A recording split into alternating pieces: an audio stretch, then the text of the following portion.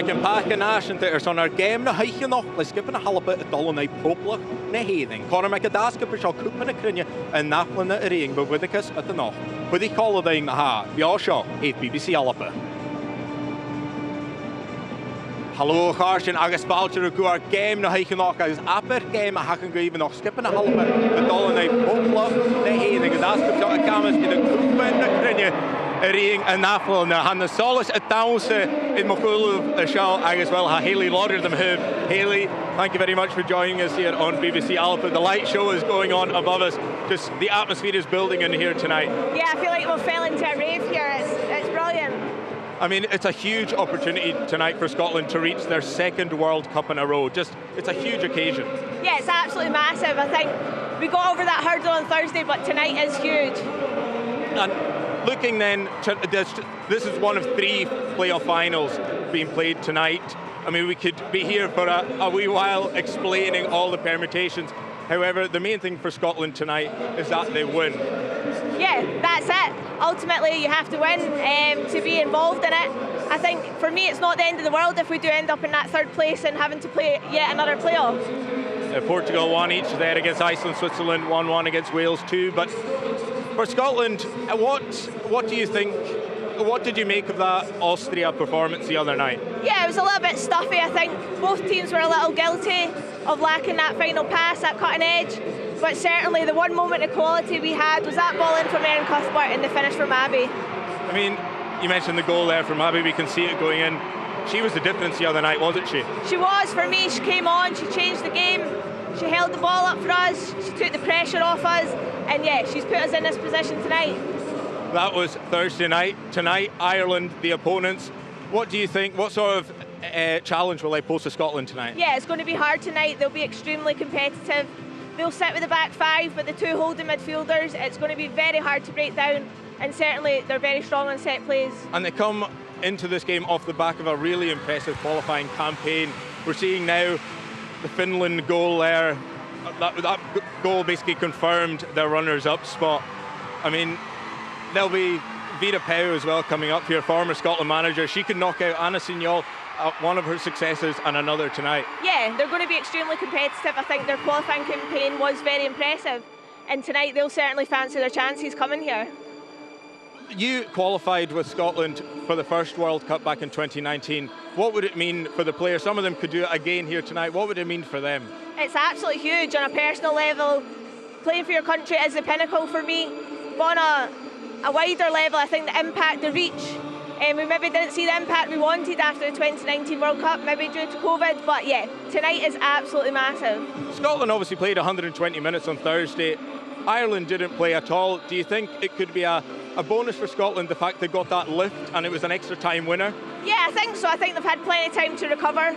Obviously you wouldn't want it to go to extra time, but they've now had that experience. They now know how to play a one-off playoff match, and yeah, I think it'll stand them in good stead tonight. Thank you so much, Haley. The light show is still going on behind us here. We'll hear more from Haley, of course, throughout the game in commentary. And if you're wanting to follow the game with full English commentary, you can by pressing the red button. And Al Lamont and Leanne Crichton will be waiting for you there. Ac y dras a syngdola chloengen fo gach manager. Pedro Martinez los a skip yn a halpa, agus Kuchel, Vera Pauw, a skip yn a heading. Pedro, how are you and the players feeling ahead of tonight's game? Well, very excited, very motivated. We can't wait to start the game, and it's been too long just waiting the last days and since the morning to start kick-off and to compete against Ireland. One change to your starting 11, Fiona Brown coming in. What was the thoughts behind that? Oh, every player is ready, and we have a squad of 25 players in this camp where they are all healthy, they are all fit and ready to play. They are showing that they want to be in the starting lineup, and today we decided to start with Fiona as an experienced player who can give us a lot and give consistency to the team. You mentioned in the match programme that the players showed mental toughness and resilience against Austria. Do they need to show the same kind of qualities again tonight?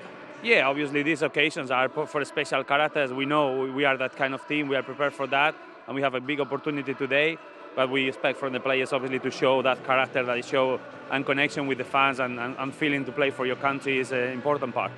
What would it mean to you and the players if you did qualify for the World Cup?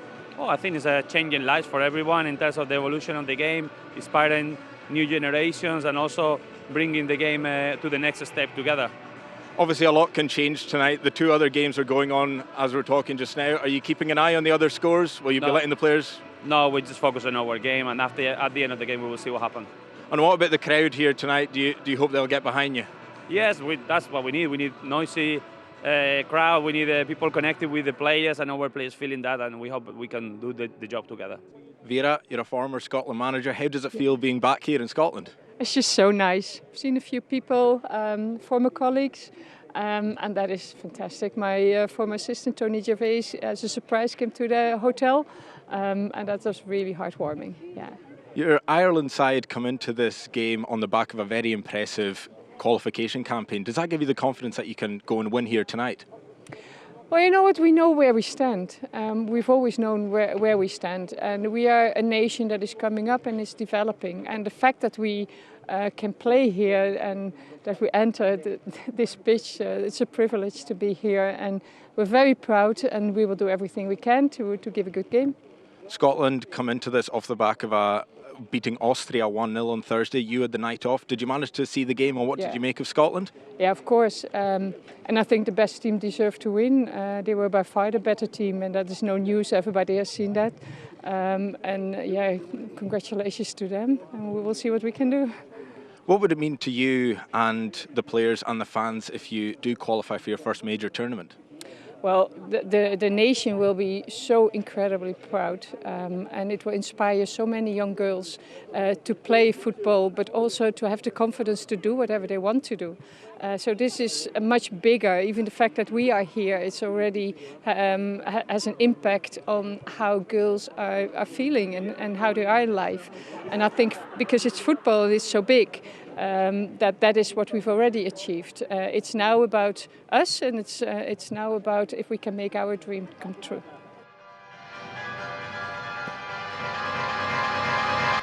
Well, sin bechgan na managerin agus ha sin chabór déisial a seo ag Camden.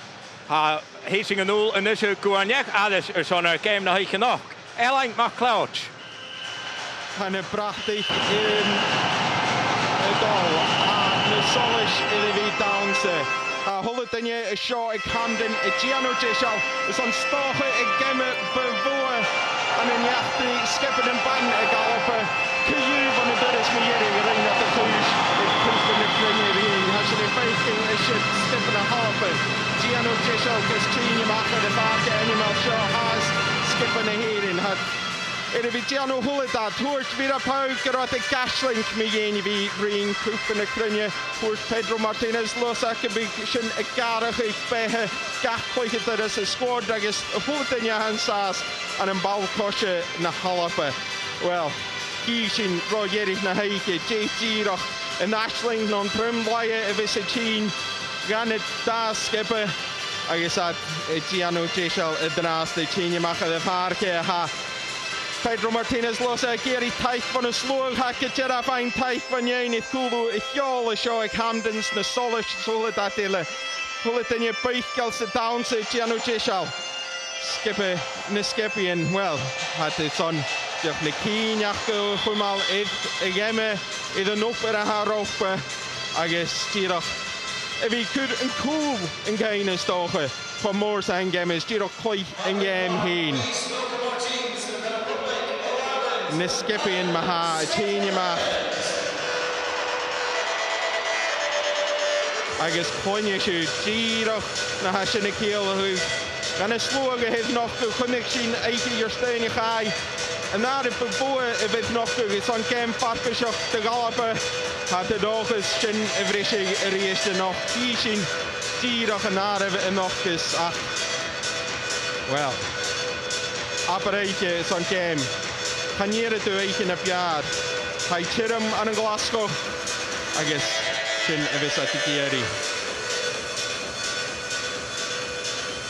Haley, if team shows a show on the Spanish, Haley, just how will the players be feeling right now? Yeah, I think they'll be a little bit nervous, but rightly so. It's just about how you channel that and get off to a positive start.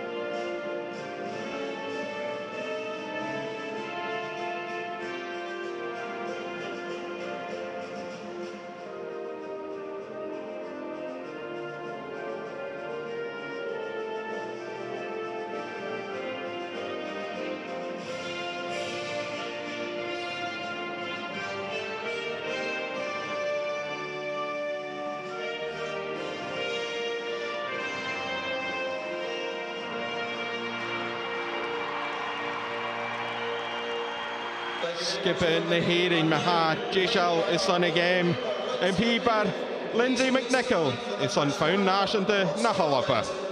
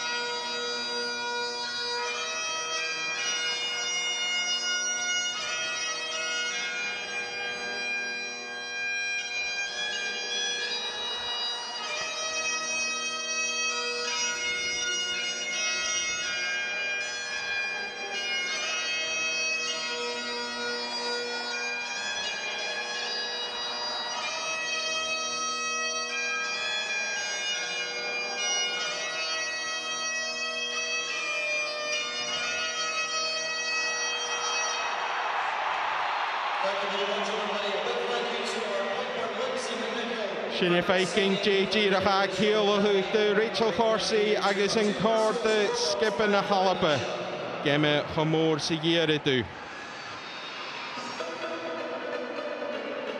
The skippy and Rachel Corsi captain the Hallapa Uirilla Idu Ikakul Rich Lee Gibson it on the push Mada Savish Evans Howard Corsi is Doherty is a line of cool. We're Cuthbert's care Savian Maravai here staying and then Arahu Fiona Brown the Ching is Jackal Salina A Clary Martha Thomas is Claire Emsley. Ada Vaingi well Banagashka Mahikidea Abby Harrison Kev Kujok is Ledge Lana Cleland a big like Corum Nataline. The Yering well Gilyor gonna heat squad achtes in stoch in Gorsto who adds in a dollar Coigner Ekakul, Finn Fahy Quinn Caldwell is Kleinball as Elena Coolation, O'Gorman Ag O'Sullivan's McCabe as Elena Viana Farke, agus Kated Heather Payne le Olaf na Turlying noch. In the Venge Gilyor in eviction stoch Yolaf and SWPL ach Ked Kujok, Hanelated Cow as a Hoik Gajera Hanelated Cow as the Shia Gemen in Migiriachke. Sinna Viking da captain Giano Jeshal Giano Kugunuk J Tuv Ahat Giri Havi Tuv Shach Tuv Kus Rochome if J Tuv Ahat the Dol a Rachel enough Ka Esther Stogley as Nilevish Dice to 3 Yolis Vorvorich Dollarash Hughes Davil is a Koik Giok Shivas Kuhn Korsir enough Champions League Namban Colleria Suzanne Kung agus Catherine Papalski has Escucha Graham Hussein and Keru Opiki of his shot and knock against Kani Cat VAR Assas and Cushion it's on the game mode a hasho. Sinna Viking Drast Da Skipper Giano Jeshal Hashin Gavi first minutes the Hager Marfine then Jechner a Heil and Bear as a spray overs of Ashut as a Frusloch and an Kunti Dunningal and needing to Bashrovesach it boy Hamor a Horst it Dunye it da have the Struna Maile Alapanoch I guess Edini a Meskinyain a Heil and Bear as a Tubash Ovesach of Ashut na Fachlin Mirig for Rachel Corsi Janne scored Eichgesche After gedraaste, minach de hager, maar geinigen, maar hoort me, even Jechner was het, en heilen bij, als het doebast toe was ook.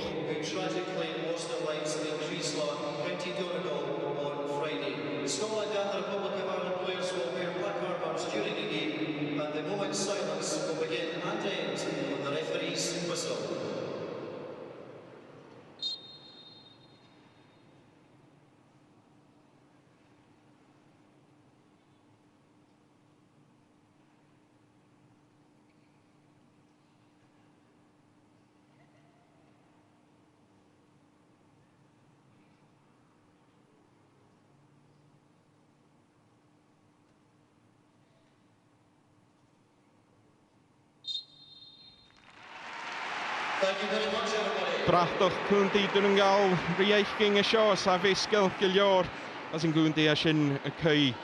Mae'r chorwg i'r dwy bas dwofus o'ch eisiau ta sy'n effeithgyn y manager yn Giano Jesal, diolch na chicken meirig idd hosioch idd gyma chomor sy figachge na'n driachgyn.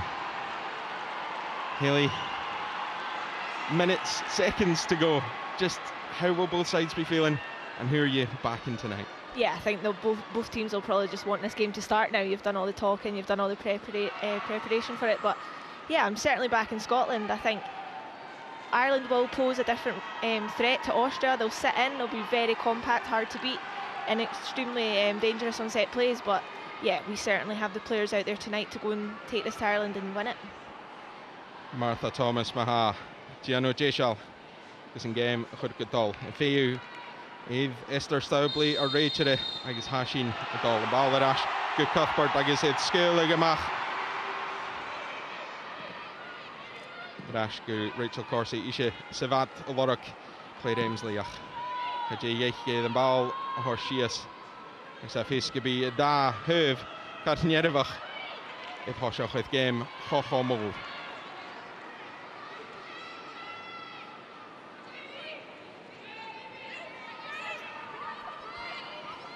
Finn maha gyfi gahatalisjach chanil hai gagal hai gagal gu kainbal gyfi gahatalisjach gyma fata be sure chingisjach yn y vokse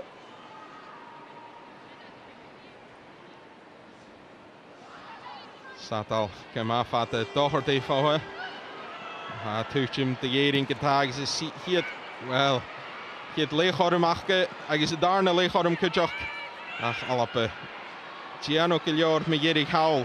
Ha Lisa Evans gascoor by get fall. Gu me an farke getag is she erin. Well, vakorach ge gaing arashach. Irisch.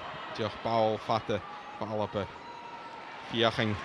Gun oorlog se be vi orre as a line of goal. We saw straight away that throw in came. You were motioning to me it was going to be a long throw in, and that will be a challenge for Scotland. Yeah, it is, because no matter how good Scotland are in possession, there will be times where Ireland have throw-ins, and yeah, I've not seen anything like that in the women's game. Hashin feiking tri chod dyrf sa hai y sior sa satalasjach asit ein i'r falaf ha chod yr ialache fo car breposian na surfrib as yn ysgire an ball y ching e gaster it y ialache is diolch le doi it y ialache is sin na all of voorhuis de line hul na halape ach biatydd ober y yw'n si sin y ianu. Na fys hacyn ym i ein gyda bi fysig Pedro Martinez los a skipper coaching halape. Cuthbert gyda cael y bal yn mi yn y ffarc agos fo aster y sydd fo Heather Payne gyda ôl o sybi idd ni Gibson ach na sy'n yr a bi ôl o hore gyda hoffyrist y digeirin yn bal lain.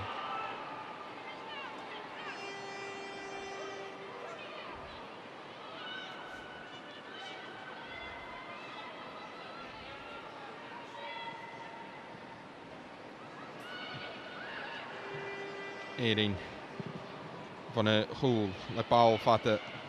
She has had toetjem with Jan Lisa Evans.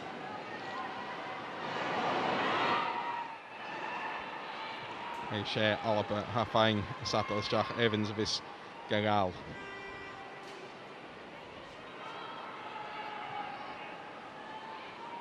Good Cuthbert. She viaging bal vatten zoals ach.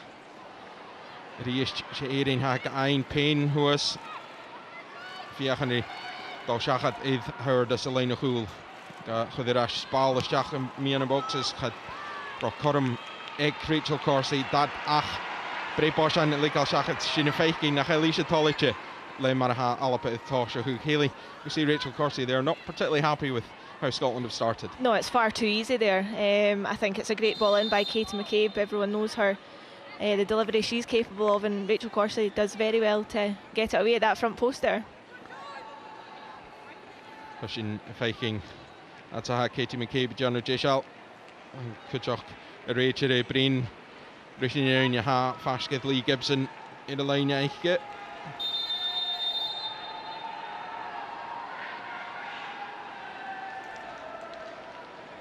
has the few maha.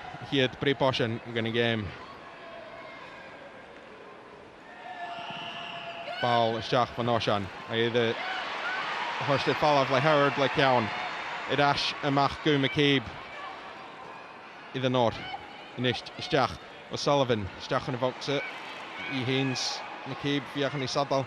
Sapach either hon. Actually Cuthbert the hon. Either the boxe. Trude and the lynch in orange. Neherin. Jimmy Colorag is high. Gachal. High Gata and Norshin.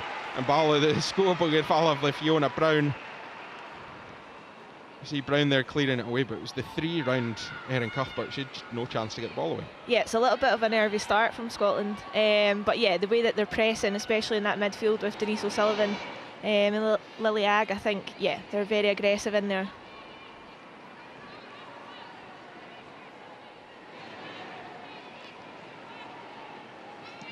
Cuthbert erased for Olaf, Dollarash go Howard. We see a ball fatten Suez. Is a touchum to Fiona Brown, Martha Thomas Fiach in the Einach, Erin the Dol Rash in the Chigley, Courtney Brown. Sorry, Courtney Brosnan Kamalishgal.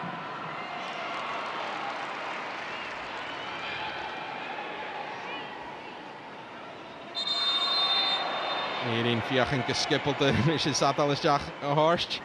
Is Viking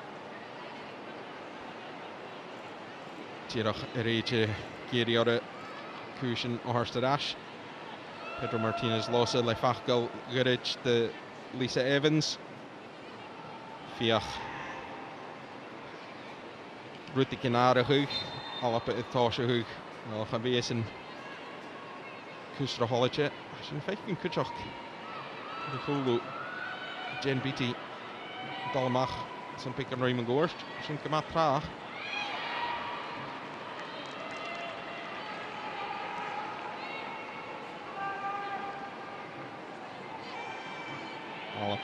Maha Rash go Howard. No go Corsi Sishini. Faking Doherty she is fine. Haynes Claire Emsley. Yolochavi. Clay Suez until Clay. Ach, some Suez until Kjarsta Halep Bedolle Draste. Throw sound care. I guess. Well, so time Ballaha. Bona who Satalis Jachas and Oshan.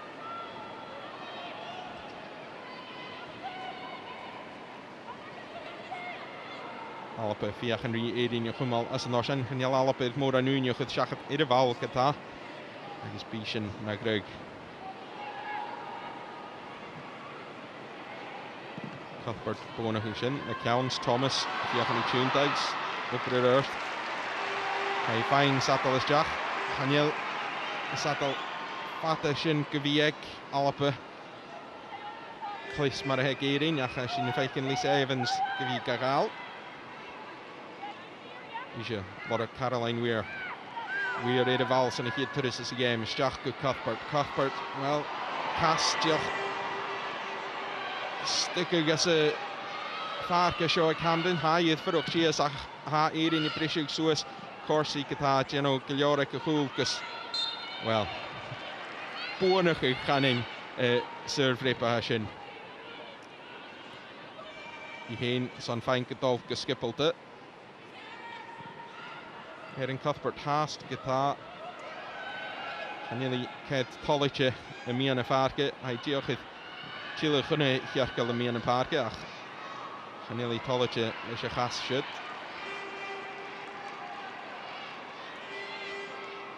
Scotland with their first chance to really get the foot on the ball.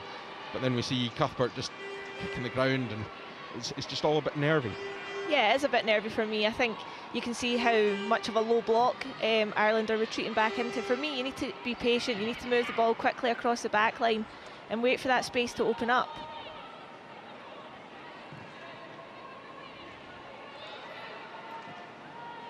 Lena Hool, shit, she's faking. Click it, snock, and shit, there's go Fiona Brown. I guess it a Horst Mach.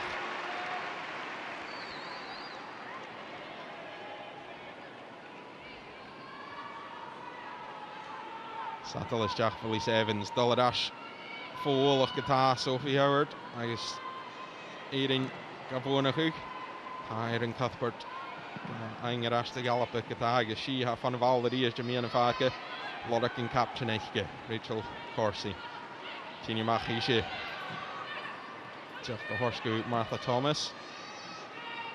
I guess Irash, good Cuthbert, Irish, Nashar, Kumal of all the shot. Volgens hem crash it, had Gachal, well, zijn faking Erin Cuthbert, Dollis Jachishin, I guess Haro, Shin, Snock Egypt, Kitty McCabe, Irilegal.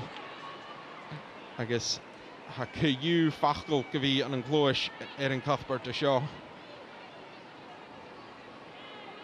One of those, she's probably lucky it's quite so early in the game. Yeah, I think she is lucky there. It's slack again from Scotland, it's needless. And yeah, any set play for Ireland is giving them a big chance. Paolo Guric, Maha, Boeing. Fiaching Soos of Hark, Sam Kara Haka Aingata, Fiona Brown, Viking Nyolas Eichgische, Ach, Hai Gachal, Riest, Ach, Claire Emsley, Giano Kilora, Cooper Rash, I guess, well, Voniki, a ball, I guess, a serve rip.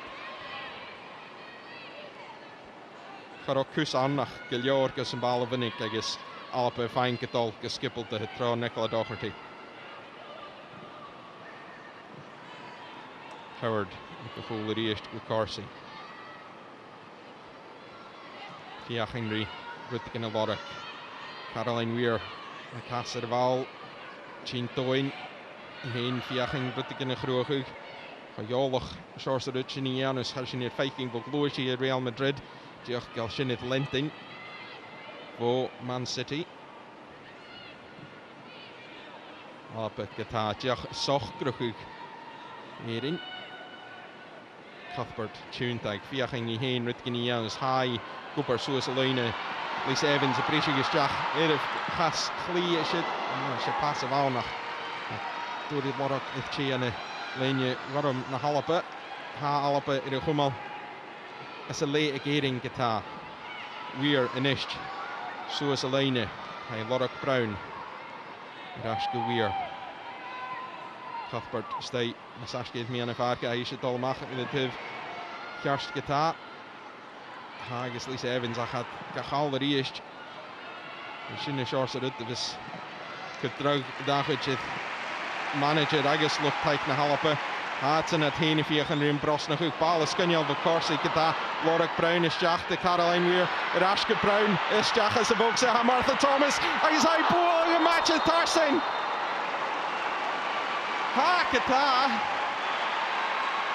Kashbuye etol de Fahi. I guess pre finish de Galape. Gaan je leren tolletje mee een ach. Lishinera, Hanayad Toshok Nampiar to Galape, Hambala Caroline Weir Asavoxa, Haisha Jeffini Askare, Brett finish a hand. Nahakeshi Biampi, VAR, a dollar Sas as a Groich, she's fighting ball, Schachbo Brown.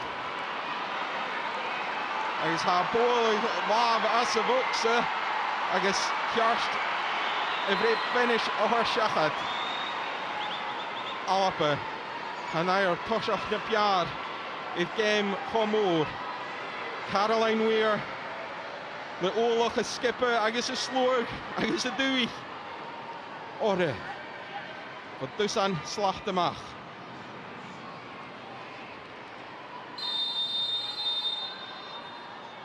Between Suez. I guess it is Savalog Skunjal for Courtney Brosnan, Lonnie's a Glen of Huln, the Heading, Girach Jash in a Keelahug, Corum, Skunjal, a Gallapa, a Toshach game, for Caroline Weir, Savalog Skunjal Kutchach. Probably a good height to save. Yeah, I think so. It's not our best, albeit a good save. She's fighting guitar. Alpa, Harst, like Kutchum, Ed, Lina, Pool, Naheden. Pre Posha Nachka, has she fighting reach the Dollas as a brain. Is a captain again. McCabe has she Kutchuk the fighting. Fiona Brown, a Miska Gnoy. ball gyda Siach a sio for Erin Cuthbert.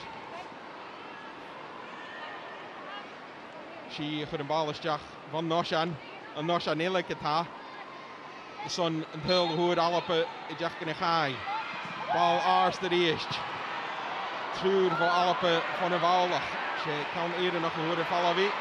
Cormile Cuthbert gyda fe lor o corsi a tŵchyn dy wir y riest. Agos fo aster ha Cormile Caroline wir agos tîd o'ch siachad i'r efallai tarsyn y riest.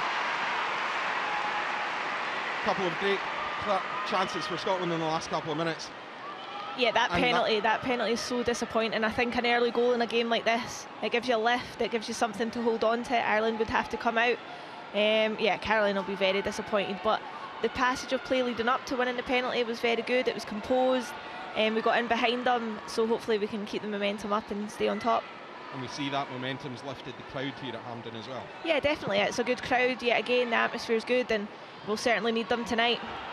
Actually, fighting Thomas Gain Swiss Sylvain High Gitag a Hoshachat. I guess she had a pain of one of all.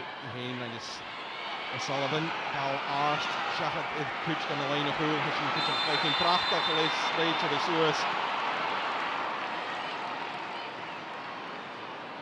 Shin a touch start Eric Gnoy. Shin fighting.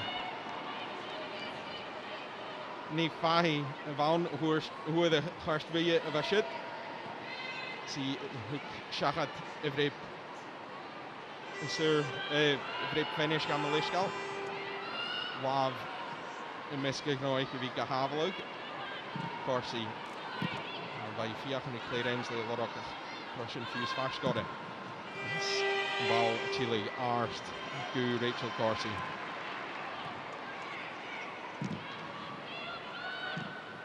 Corsi's Cuthbert 8 at a Girach a horse shachat. She is going in a faking all of Corsi reached.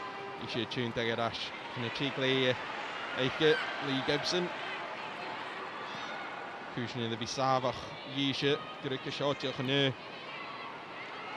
Lay Horum in the Taragage.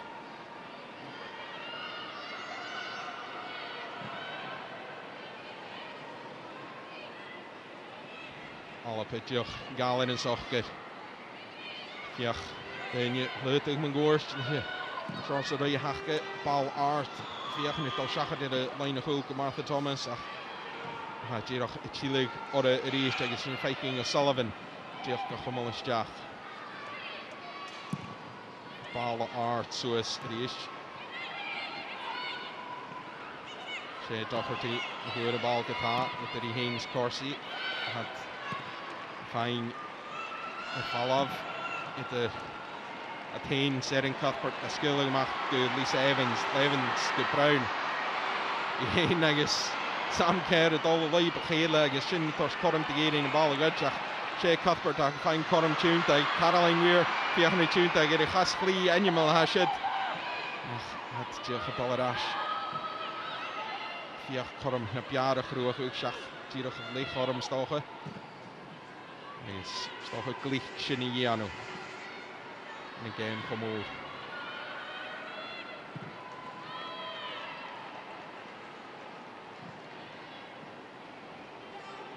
Porsche ik een goede eerste is Sam Kerr. Lorok Martha Thomas high. Lorok Martha Thomas is a Voxe. Thomas het al she is. Hij is je Kerry.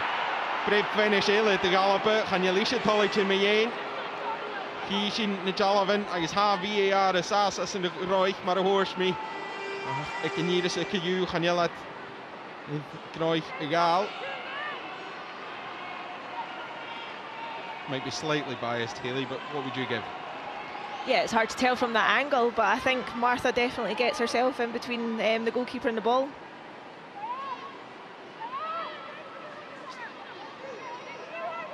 That's in the Viking. Bal Kavichin Strach Durusse voor Caroline Weir. Bal van de first ui. Farewell Browns Corsi. Bal Ching. Rashmach Sansatal Strach. Zijn Viking. Neve Vashit de Gallop is on prep finish reached. Courtney Brosnan Havel prep hier prep finish. I guess. Well, but Martha Thomas Gary Chase on shot. Carlac stoch at Dalshias. We're as not an idiot. Like how say Satal is Jack and ball touch him at least. So McCabe highly gal. If Fiona at least Evans gamelish gal. Biat Jolach er hele. For Arsenal have his. But Caroline Weir, I guess. Fiona Brown, but the General Keenchuk nach Raw, Katie McCabe give you fine Coram Brisha get first.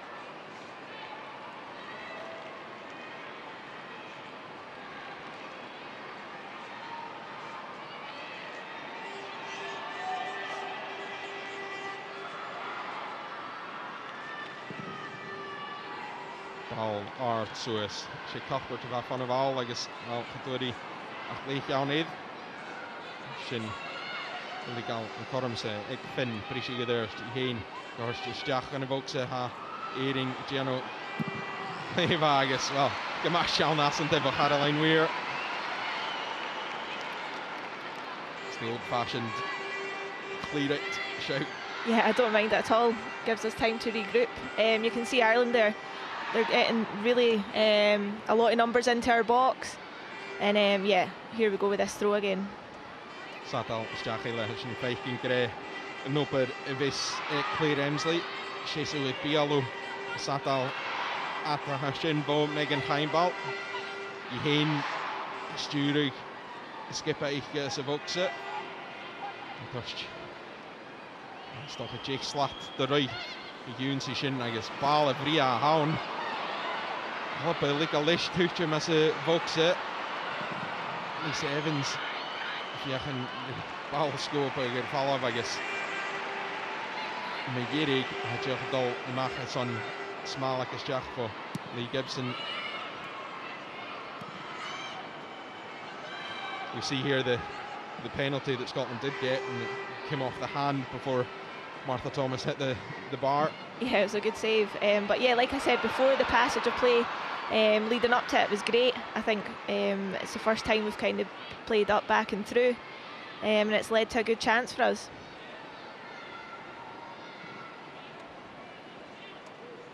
Ball up with Brishig Suez of Arkach. Geduld het vast in.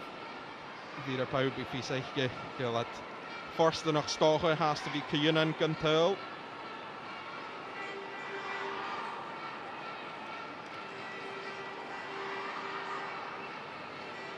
She first on this live begnooi face on a game for more.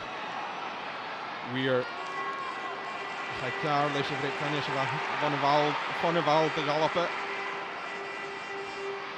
Hij zit daar aankalte Lisa Evans. Evans is Cuthbert gelijk heeft er. Gaan Cuthbert van Kuskorm unieke schacht de Val. Wel zijn skills kan je al van Martha Thomas. De hoedje achter hij aan de lane orange in de hering. Toch wordt hij nog gemaakt een bal uit. Dus de horse care bal of Bria care pitch up to Howard. Dollar Ash is Jack va een bal Bria. Dus een vijfde Cuthbert Calabaudio O'Sullivan guitar. Pretty Suez. Shea Cuthbert Giano Galeva Chile Gadash. Dus een bal lying Gadash. Ik zie het torst slow. Tijd naar Halappe. Doen kassen in de show at Camden. Canel Cuthbert tolletje. Dus je vast ik ga. Kuyubi tolletje. The Marahili Irash. Caught in possession there, Erin Cuthbert, but she did well to work back. Yeah, what a battle that's going to be between Erin Cuthbert and Denise O'Sullivan. I've played with both of them. They're both aggressive, they play on the front foot, and yeah, they're both technically fantastic players for their teams. And neither are going to pull out of a 50-50. No, absolutely not.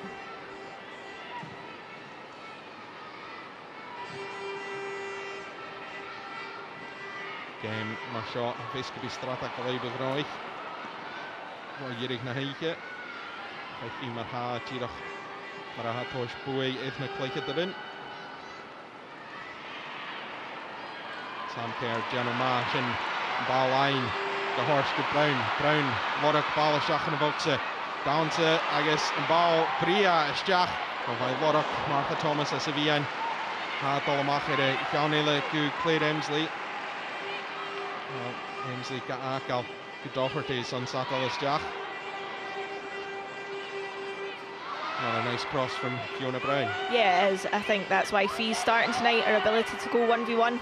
I'd maybe like to see us get a few more numbers into the box, but yeah, it's positive again from Scotland. Doherty go Emsley Maha. Emsley Fiachan the tune like Dollar Ash gonna chase a line of pool. Tain General Hamakli Le Hele. Hafni Gemmin and Mirik the Galapa I guess Shed Doherty I find Lorica Howard. Had the Lorica Cuthbert Cat Nahunya and me and a Farka. Burissa, Cuthbert Doc Emsley, Emsley General Gama Humal Jack. We got the Ladash Irish and Hapchin.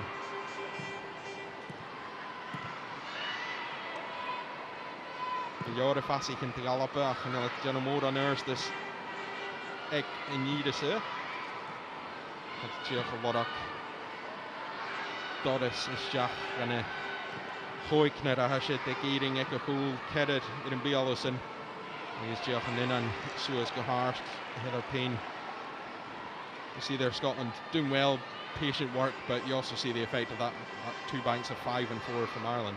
Yeah, the rotation's really good from Scotland. You can see Sam Kerr dropping out into the false full-back. It allows Lisa Evans to go higher and Fiona Brown to come into the pitch, but ultimately you've still got 11 players to beat at that point. Yeah, so we just need to keep being patient and wait for those openings to come. Affecting Howard. Kucha Morrisha, Bo Heather Payne.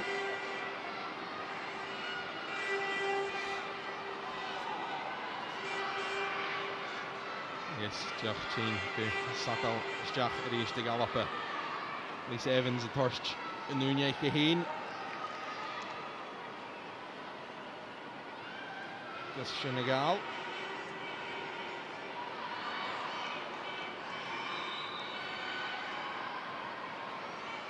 Kerr and Teresa Fall. High, Cal Vai, Sliding Chino Kamaskil, Skippel the Mulgu, Anya Gorman. Hen Dollar Ash can the line of fool, like a British Suez Tro Finn, Eriecht. Finn got hooded earth, Goo Heather Payne. Payne Dollar Ash. He said it could be a bit of Dolshachat.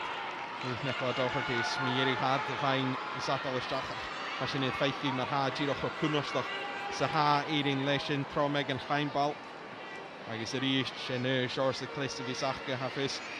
We saw the last long throw in, Scotland let it fall in the box. I'm sure they won't be wanting to do that again. Yeah, the last one bounced right in the 6-yard box, and when you look at the players Ireland have up, it's a massive, massive threat. Campbell, flying Hula, Orloch and Suringi, because Satal a horse, Satal Arst, Vria Ischach, I guess, Giroch Ischach, Rannendale, Chanuringer, Terline, Giroch for Satal Ischach. Chatanica for Hesabi, a Ching Ischach, Smashin, Hashin Giroch, Irafakal, Lee Gibson. First, Ismail Kamach. In a Hatal Ischach, Hofate, a Hotanya Gaakal. Hanelism Rock Gibson, Ikiri Shinakal, Castellischach, and a Dulach. Scotland will claim they knew the rules and that was all fine, but it was a very heart and mouth moment. Yeah, you can see Lee Gibson there gesturing, it's fine, it's fine. But yeah, that's the third throw to come right into that 6-yard box now, and Ireland will be devastated that nobody's got a touch on that. Kunnerstach Gariru, Alapa, Attain, if you have Kunnerst, Gruach, Durissa, Sam Kerr, Hidden, or Ganefarke. Cuthbert, Fuolach, Marahayri, Asne, well, Chabor Lehed, his Roshachat to Shoy Camden, Nelly Jik Ein, Bala Arst, Vria, Suesko Brown, Brown Gaing, Asavoxa, Turissa, Hanil, Chase a beat, Collery, Asavoxa to Galapa, Evans Gaing, Gata, Corum, Illa, and Bala for this Jack, I guess. Hajach, Scope of Gerfalav, Achse Count Eden, a bit of all. Corsi, Brishy, Gersti Hain, I guess. Harshin Faking Quinn. Diolch gachod ymach at son Satalis Diach. Eg Nicola Doherty. Darna le Suis le Nahirin. Doherty Fiachgin. Die Rutte gonna groeig u. Hij Lork Caroline Weir. Weir Fiachni Tunte ach imigi a Golarash. Gu Doherty. Inter Cuthbert. Imigi a Golarash and Norshin gu. Corsi's Howard eka hula di ist.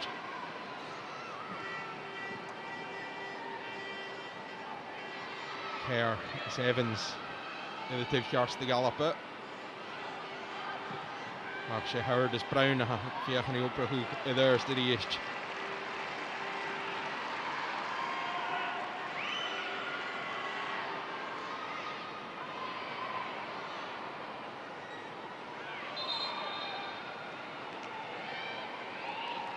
Evans, Sam Kermaha. Well, can Virginia reach it to Chimishit? High Kerskiliot.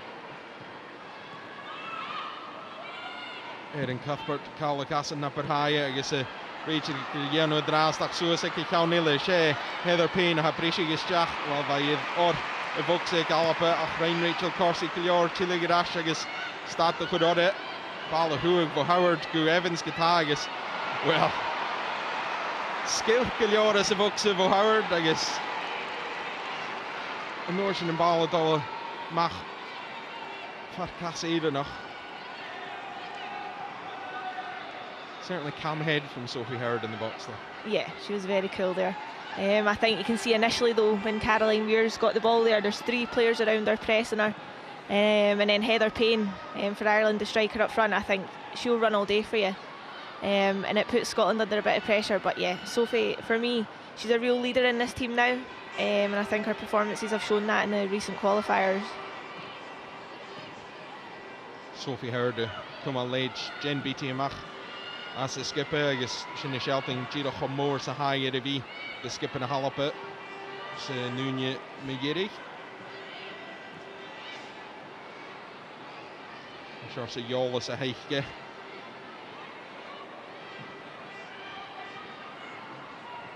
Kere Chingy Rash kind of line of Hul Marava Hilly Gishigainach and Faking Corsi Kiri could be Barak just Spino gets the passing in for all up it. Shin Faking Evans Gatak a Hal. Well, I find a Satalis Jack. Also. Stoch Grokor Kedol Radille. Simple go Fiona Brown by Fiaching. Ball Arstille is Jack and Voxe. Shinny Chin Far Howard, I guess the Touch and go Heather Payne. Payne and I Corsi she battle of a shin fat na heike. Shin Faking Howard the shit. Start the ball null. Or a Voxe, I guess Cuthbert did over Vria, Jano Ching Rash agus Ballagach. Cuthbert, the issue Fiachan is a ball Shinigach. Is Caroline Weir finding Darna Codum, Brishi Ederst. Like Balladash Gata. Girach Soch Griffy Cushion, Shin Faking Emsley, Jano Roy, Ma Haggis, Martha Thomas, Chili Rash and a line of Hood. Kumalavail, Knurring Tuil Howl, Merhan Ball Locket, Shinu Forst Jet, Kimi Alapa, Tuil the Lorakateen, Bad Corum Scunyalachke, when a vrip finished Pra, I have look, Droch, vrip finish, Hanatu, for Caroline Weir as well. Like a true Kuchok the Shin for Nicola Doherty, Joch, like a Lish, Ball Dolomachid or the Farke. Pedro Martinez Losa there. You can imagine he'd be overjoyed at the first half of the first half. No, I think for me, I think Scotland have another few gears to go up here. It was always going to be hard at the start of the game, but they need to find a way to disorganise this Ireland team.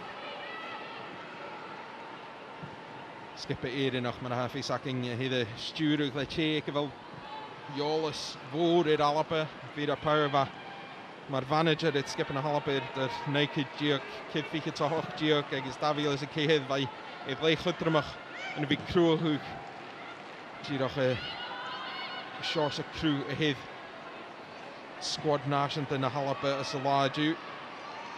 Haid a bhí is cúnéing bó gaví this náitiíoch. Ars an háat an gomaeolach iad a seoir sa stéile clíche a eisi géirí. Sin feikin ball suas lot of Caroline Weir a ríist.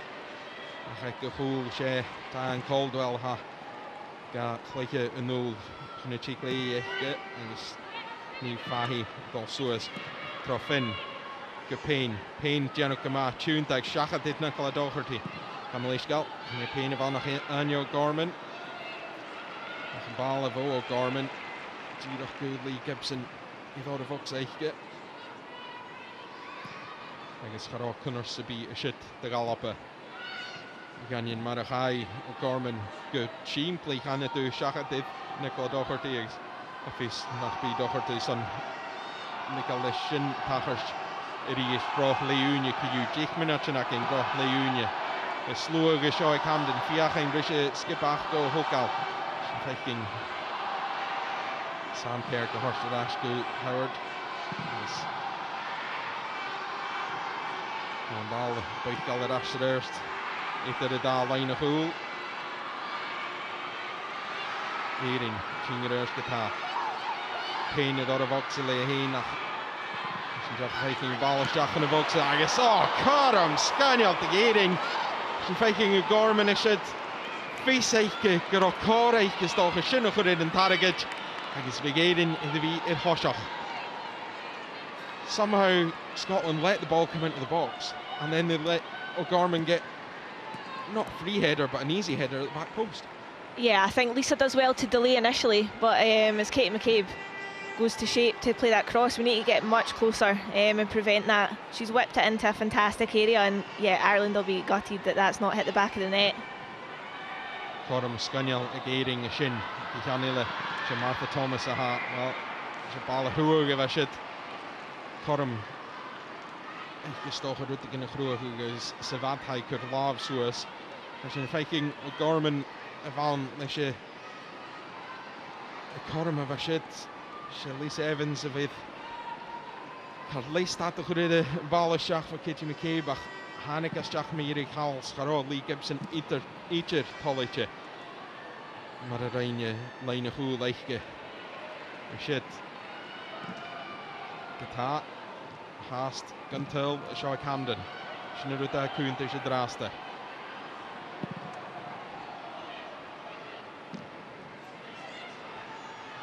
ball deoch ar as sa first gan head tennis mar a chana sa did ach sé dochirtí a tínis deach far nor agus a gutje ball McCabe well bhasta sin feiking Sam Kerr a bhíad le lígal le Libiag Liliag Camilís Gallagher bheith car forstanach sin ein chanin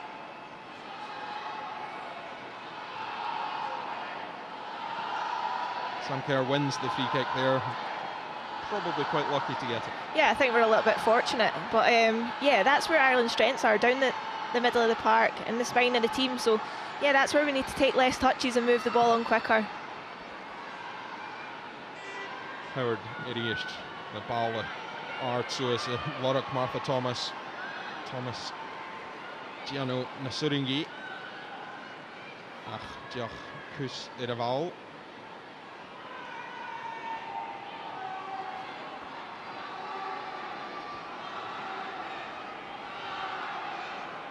Courtney Brosnan Gianno well gí sé gan leine chuú leiche haing suas a farca nishe ag leúne bhí sin na cleintin fó Vanna Gashcock skipping a Hallapa fó eiche Jorstein Abby Harrison sin iad bhí bríonrige iad tíracha a tel huaidí agus cuideach mar a ha skipping a Hallapa a farachking iad thoiseach in an game mór a ha seo drásta catá óla chore físachca gra Corum Scunnell ag éirín bhíún minach na ga Corum Scunnell achgus in ag Hallapa crasí game sprint finish ar a chawl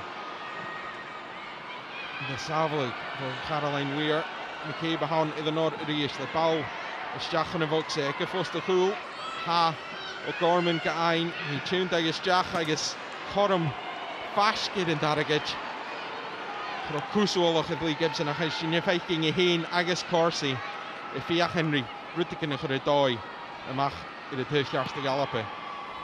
Sí after this, Lee Gibson and Rachel Corsie both looking out to that right-hand side, trying to sort out whoever's leaving the space for Katie McCabe. We know that Katie McCabe is a threat. We know that she's one of their best players. I think it comes yet again from us not taking care of the ball in the transition.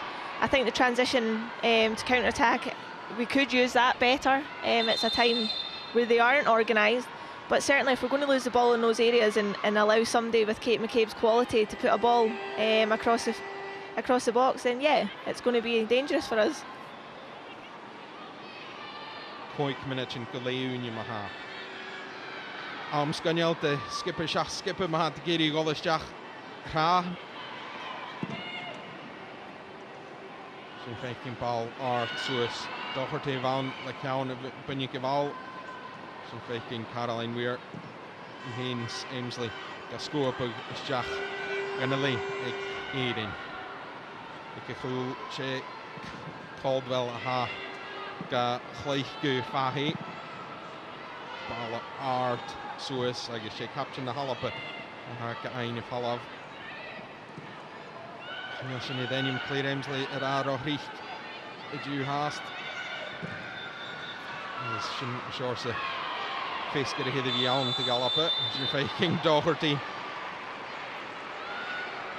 When je wil, je Haynes Payne sapper to the hun. I guess me hier je Doherty a fine Kaguna gereed it. Certainly a fight for the ball there. Yeah, and I think Nick shows a good bit of experience there. Zeg tuchtje met de veil, I guess. Wel first nog stochen. Serve bijnjach. Die skippen nog halve komen.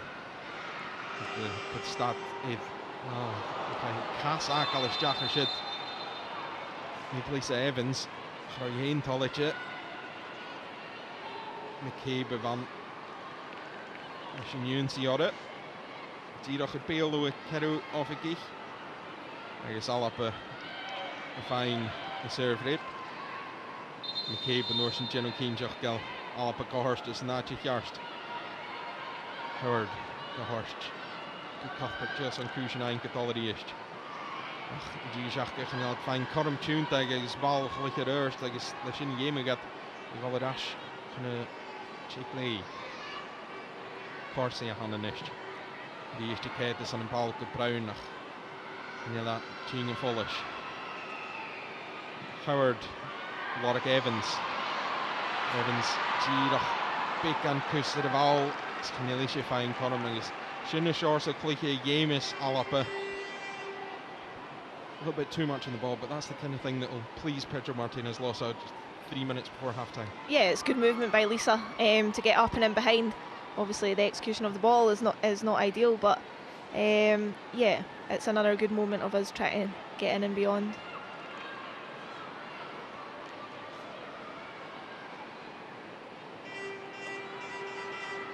Courtney Brosnan in first pick a noonje. Dat is een bal goed zo is meer naar vaartje. En hier gaat al de macht van Lenia Orange. Is een faking Gray Evans ha fine Corm is at alles Jack a horst.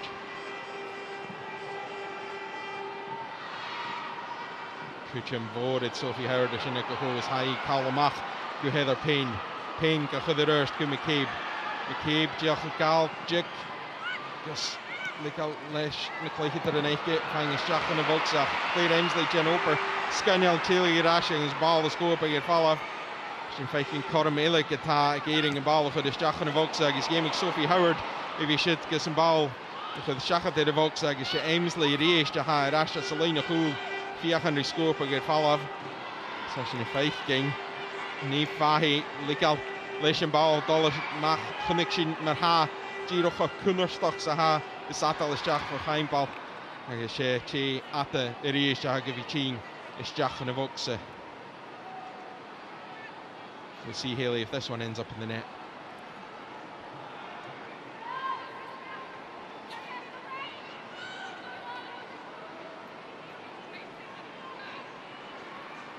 Satalis Jachatine Maha Boheimbal.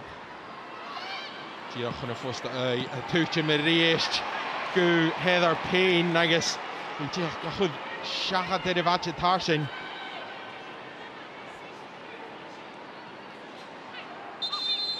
Those throw-ins causing absolute mayhem in the box for Scotland. Yeah, it's another massive chance there. She just snatches at the final shot.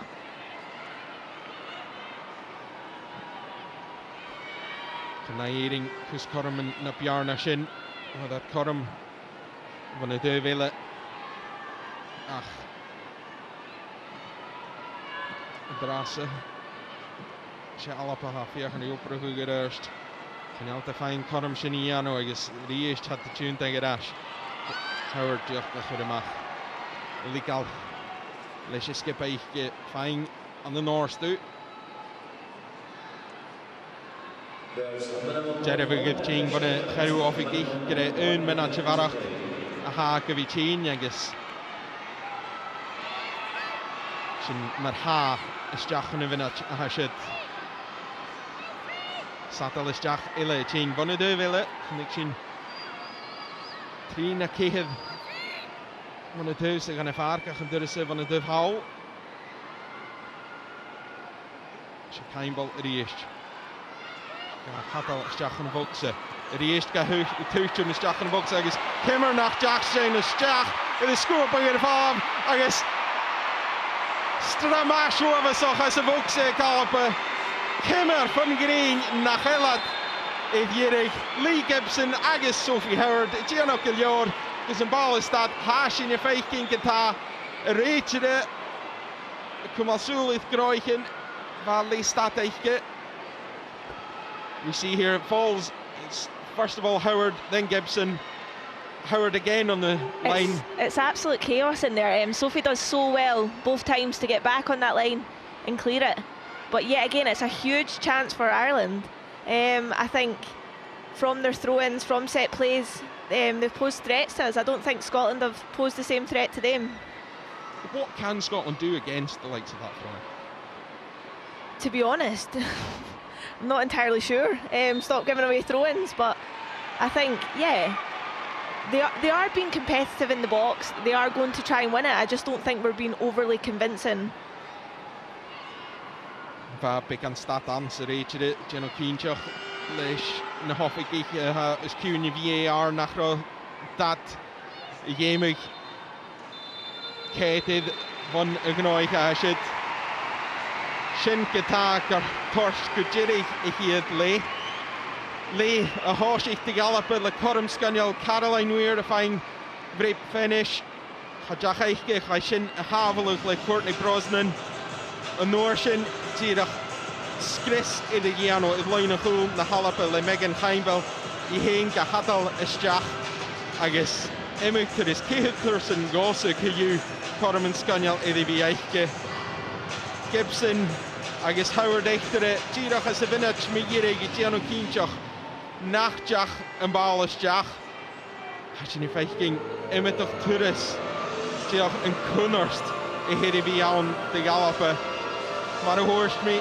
Hoshi Kushin Kama Lish en Corm en Gallopе Ballenstach voor Bruine van Martha Thomas of Afiaching in de Darike Jachaniction for Vlav Footh Allepe a great finish ach Kai a Haveluch I guess en bal Dollamach Hashin Faking is Skris Rein Jeffer Satal is Jach Kai Verse Giroch is Jach gan y tyl, chadwyd eirin, yr ein reiltyn, chadwyd eirin, tyl y sunshin, chynnig sy'n cydioch bal y fria fan ysdiach fo me ceib, chyn y ffost y chwl, far y ro, anya o gorman y ffew, chadwyd alap y chadwyd eirin gamal eisgal y tyl fan y shin, agos y lwch taich, ag y da hyf, ffeisach gael, tri carstol na hwyrach, y ffew o'r le gach skippe, Fiaching ri Kirsten Jirin och Kupene Krenieri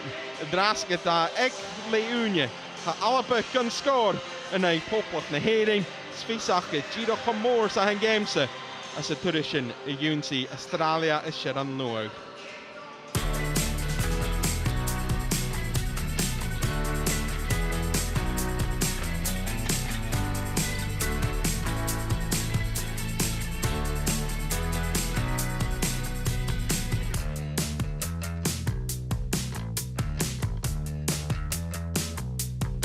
Abby, tell us about the goal the other night and your memories of it.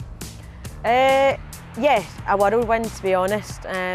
Speak to me after the game and I was pretty speechless, but I've managed to watch it back. So yeah, Erin's put a great ball in and I've been lucky to get my head on it, and then yeah, we just all went a bit crazy, but we knew the job wasn't done, and I think the way sort of we lasted this last 28 minutes was testament to us and how we managed it. And did it mean any more considering you grew up 5 minutes from the stadium? Yeah, probably. I think, you know, scoring for your country is something that you can only dream of. I used to go to football camps with Queen's Park, and I used to, something as little as being in sort of the indoor pitch at Hampden during the camps, and you'd go round and you would see the museum and stuff like that. So yeah, of course it's nice to be a local girl and doing it there, but ultimately I don't care if it's at Hampden or elsewhere. We got the job done and we're looking to do it again. How quickly then, you mentioned it before, but how quickly was it, the job's half done, let's refocus, we've got another game on Tuesday? Yeah, I think right away. You see some of us going crazy and celebrating, and we've got other players that have the ability to know that we need to stay on the pitch and we need to manage it. And you know, I think we've been in positions before where we've maybe not managed it and seen the game out, and even more recently, you know, we were frustrated conceding late in the Netherlands as well. So we know what we've got in the dressing room, and I've said it before, we've all got a role 1 to 25, and whether you start, you come on, or if you don't feature at all, everybody had a part to play in that. What was your role then the other night? What were your instructions before you went on? And apart from your goal, how pleased were you with the contribution you made? Yeah, no, Pedro just said go and enjoy it, stretch the back line and make a nuisance of yourself. Obviously didn't manage to do it as much in the 90, but we got the goal, and then I think sort of the way the game played out after that is very much to my strengths. Wasting time holding it in the corners, it's, you know, it's the ugly part of the game that you're not really taught to do, but a job had to be done, and I think we did it perfectly, as I say. So yeah, my performance was all right. I did what I had to do, but ultimately I know I can be better again, and I can provide so much more to the team. How much do you enjoy that physical side to the game where you know you're going to take a hit for the role that you're playing? Yeah, I think sort of my stature and how I play, you know, sometimes you need to be able to take them, and I think it's comforting for the defenders knowing that, you know, I'll be able to hold it up and hold it in the corner if need be, and it obviously worked the other night. So it's a part of the game that I've had to work on, I've had to get better at, but I can also get better at it again and you know, use that as a real strength of mine. Do you feel in the last few games that things are starting to click under Pedro? Yeah, I think, you know, we never doubted that. In terms of when he came in and the belief and the plans he put in place, there's been a clear plan from day one, since I've been in anyway, and how we want to play. I think there was no hesitation in buying into that from the players. It obviously just takes time when there's change, but I think we've came so far as a team, as a group. You can see it from, you know, watching how close we all are and how we're willing to run through brick walls for each other. Part of being Scottish, yeah, but we've got a great bond here, and everybody's comfortable with everyone, and it is a real family feel. So yeah, Pedro and the backroom staff have done unbelievably, and the girls, we've taken on the information well, and we're starting to reap the rewards. And for yourself personally, how does it feel being back in amongst the international setup? You obviously had a sniff when you had your debut, a couple of games in 2019, never made the World Cup squad, and then you've kind of had to restart again. How does it feel? How much are you enjoying being part of it again? Yeah, I think, you know, there was obviously the absence where I wasn't there, but credit to the girls, I never felt away from it. As I say, we're a close-knit squad, and that's only got stronger, especially in the last 12 months or so. So, you know, I wasn't envying anybody that was in my position because they were playing well, and even now, you know, Martha starts on Thursday there, and I'm our biggest fan and our biggest supporter, and I think that's what's so key about this team, is we really do push each other to be the best they can. Ultimately you want to be involved, but I just had to wait my time. Obviously had injury, which wasn't great, but probably when I look back, when I came in, that's when I was ready and I was hitting the ground running, and I was playing well at club, and I was confident from club that when I came here it just sort of it just worked, and I've not looked back since, and yeah, I'm thoroughly enjoying it. How far away were scoring match-winning goals for your country from your mind when you ruptured your ACL in 2019? Yeah, a million miles. I think probably naively I thought everybody else has done it, I can do it, I can get back, but credit to MD that's had that injury or any other injury. It's tough, especially to get back to this level, but I think the biggest thing that helped me was 3 months into my rehab, COVID hit. Obviously it was a terrible time for the country, but the world halted and went on pause. I think I missed 5 league games with my club through the full injury. So I just got my head down and worked hard, and I think that was the best thing, was just to focus on me, and I didn't have the distractions of wishing it was me that was playing, or those difficulties and the mental battles. I was at home with my family and my loved ones, and they were able to support me off the pitch, and they were really behind me through it all. My dad's a physio, so again that made it easier. But yeah, I just got a new lease of life for football, and I just wanted to get back playing, firstly with my club, and I knew that if I was performing there, then I was optimistic that the opportunity would come here, and luckily it did, and as I say, I've never looked back, and I'm loving it. How was that rehab in terms of the mental battle, but also the physical development and the updates you were getting about how the knee was progressing? Yeah, I'll always say I was probably the luckiest, unluckiest person in the world. You wouldn't wish an ACL injury on your worst enemy, but as I say, I was at home, and that helped a lot of the mental stuff. I was with my family, and I didn't, as I say, have to watch my teammates go and play on a Sunday. I was very much focused on the job at hand, and there was nothing sort of taking my concentration away from that. So yeah, I wouldn't wish it upon MD, but when I look back, I was very lucky in the support that I had, and my club were fantastic with me. When I left and COVID hit, I was just started running, and by the time I got back to training at Bristol, I was fully training. So probably the toughest and the slowest part of the rehab, I managed to be around those that I wanted to be. And getting back into playing, kicking a ball again and then increasing it gradually, how did that feel for you? Yeah, I think it was something probably early on in the rehab I was worried about, just because how easily it can happen, and are you ever truly ready? But I can honestly say that I was probably ready in my head before I was physically ready. And yeah, when I was let loose, there was no turning back, and even when you have to build your time up, I was probably taking unnecessary tantrums because I felt like I was ready to go and give 90 when I was having to build up 20, 45, 70. But yeah, it was a journey, and I learned so much from it. Probably the most I've learned in my career so far was during those 9 months.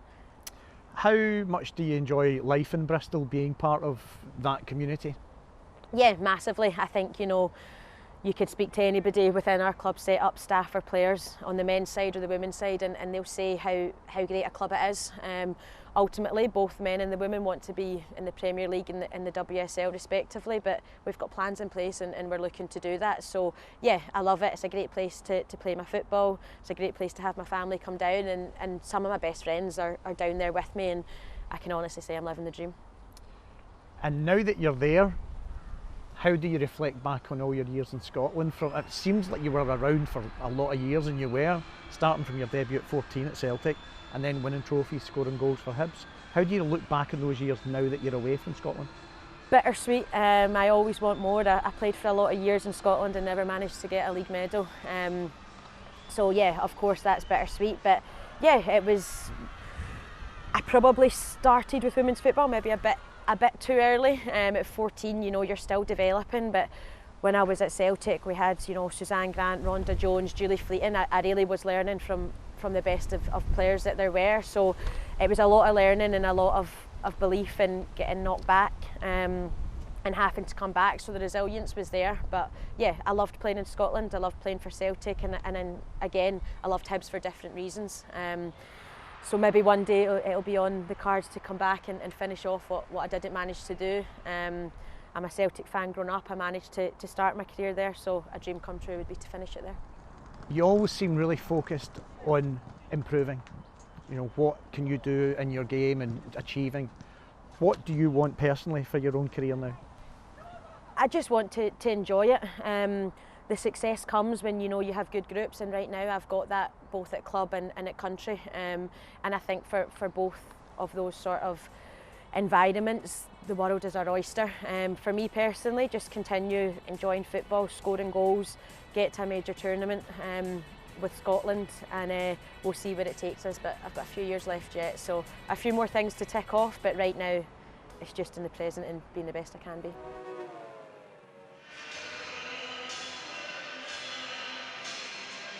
De selfies eigen Jerstein. Wel, lucht tegen de hering stochen. Aha, Berierietje draaste. Ik handen has in faking skippen de hering, maar ha mag in de vaarke. Iatsen begolletje en te lying ik Jerry hier het lee. Connection and Corum of a shaw. You see this scramble in the box from another long throw in, and somehow Scotland managed to keep it out. Yeah, I'm not sure how it's not 1-0 to Ireland at this point.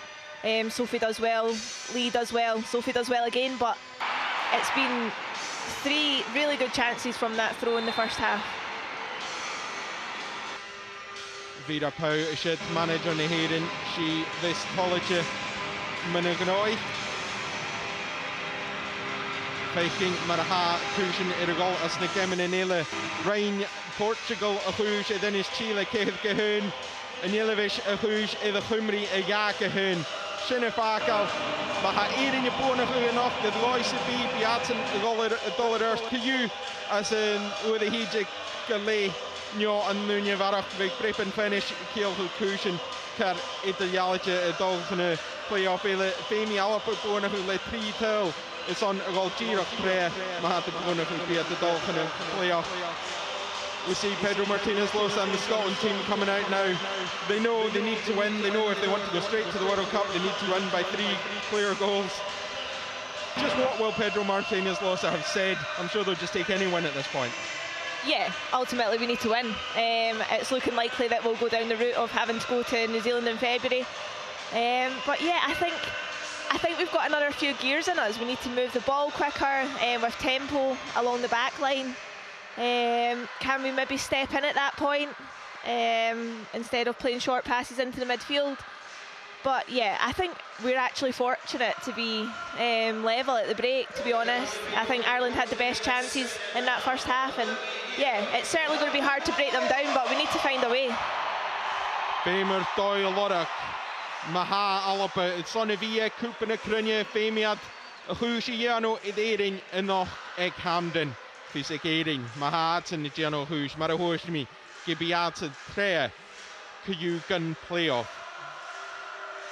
Shin Mahikshi, Kuyu, Hat Cartainchen and Doi, if he could have died. Nefarvision, Jerevi has shot, Hashin Jacafeu, could be run rig, Ekanira, Yarster, Reachragus, Jill Spot the Hoshi. De Drummichen Hoshi Darneley. Gaan skippen, Shach skippen idarig is to be Jano Ekle Unie. Zijn faking Docherty. Nishte de Div Hall, de Div Clee, de Galappe. I guess Maravasi Headley, Corsi's Howard, Gachlich Echtere. Suesco Emsley. Emsley Gaing, Gadori Kus Kormasi Headley. Shawstochi Head Kormeichgesche. Dat Jano. I guess a balletje for Boun Broike Clicket or Giants Marha Alpe Dollarasheriist Marahorsmi Chanel Pedro Martinez Los Edada who Sibi Iano Chanel Navira Pau Martin Da Skipper Etasha who Darnley Marahoshi Hiatley Evans, she is fine. The Tivjars the Gallopper. Saneiche Shevas Doge. Heen Brown, de Korm en een jaar. Ballige de Stachen of Oxe. Zijn 15 palen, Art, Soesku. Emsley eerst. Heen, 24. Ballangen mag eens naar Kasseneiche Sevoxe. Stachkeur en Cuthbert. Voor Aster. Bal van een vaste goal. Vader wel Fiona Browns. Had je al getuigd voor 10 voor misschien 10 voor een gas schach van een vrouw. I guess Giochdol schach at the first. Lovely ball here to the back post and just a stretch for Fiona Brown, but should maybe look to test the keeper from there. Yeah, it's much more positive from Scotland. I think we see their the passing along the back line. We're patient. Corsi steps in, finds that pass, and as it comes back to Erin Cuthbert, it's a fantastic ball in. and just a little ahead of Fiona Brown's run. Sin seársúid a bhís alpa I géirí sin féiking sin tín far Louise Quinn agus well bha Martha Thomas fiachan í léim idir sin idir í héins weir had Gianna sin I drast weir túnt agus a bhogsa go háirs go Aimsley well ha bhrachtach suas I héin a glachgu I cúlú a leine Gian agus chaneal sin tín go sían de galapa Héring na ha atá se chuig well hat good spic an chaiminan I go húl snóir sin go ácach go Courtney Brosnan I héin I good céim mitar na gaile is a réitere géirí ora I gáil arás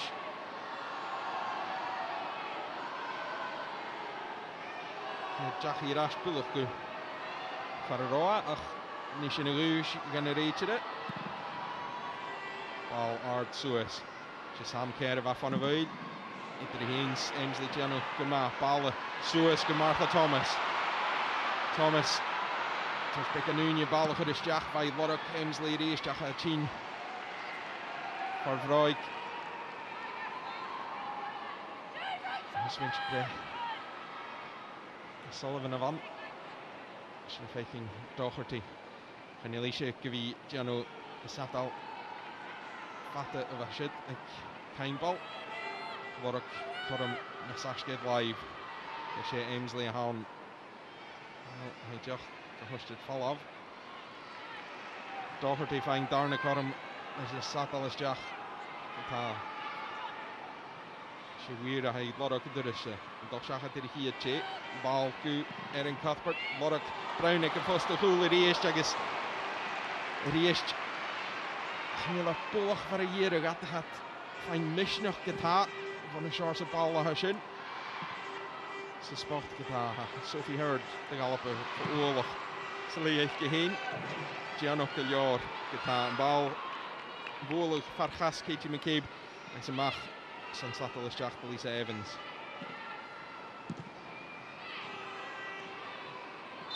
Martha Thomas ag glachgu go cúlú leine Gian sin We've seen a couple of balls now from Erin Cuthbert just looking for Fiona Brown at the back post and definitely a change from what we saw in the first half. Yeah, I think the build-up play to it is better. It's allowing the ball to come back to Erin when she's not under pressure and deliver some good balls in. I think it's important that we keep the pressure up in this moment of the game and don't let Ireland come back into it. Doherty, Gianno Kamapik and Olach Hood Edding, Haast and Ballaching and Ash. And evokes it I galapa Gibson go Horska Howard and Yolas a Hachgason the Kiel for Killet Sochgur Killiore of Al at Hain agus Rachel Corsi be at the caterers fiaching Lutgen of Lorrock weird to Cuthbert Gianna Kamas it is she true of a Chimical Redden Cuthbert so he had late Gioch J fast got a shit Lorrock Brown it is Jack there is a Fatte Kustro Ask il Voksik Courtney Brosnan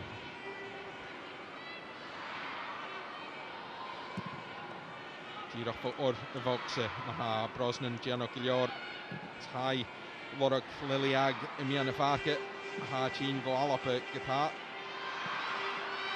Chile Grash Evans find the Casanekis and Archie Chiara Gishim Keba find ball Scale Gishach and the Vokse Ball a hrúg a bhan agus sin a fácal Ground tíirech do Lee Gibson a ball a tín Cuthbert gascéalaigh suas go well bheith Lorrock Claire Aimsley a durise a ríist sé tíirech Cuthbert agus sé léi na héireann a ha cleiche ball éitere na drásta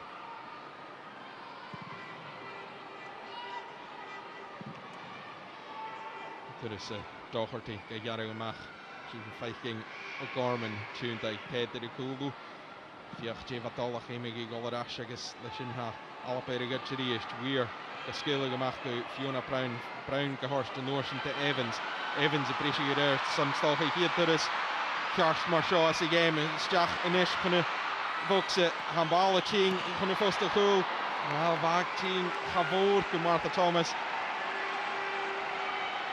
Another great example of just how different the second half's been in Scotland, much more confident going forward. Yeah, it's the first time we've seen that relationship there between Lisa Evans and Fiona Brown. I think that could be key for us tonight, instead of forcing it through the middle of the park, getting down the sides of them. And it's a great drive and run by Lisa.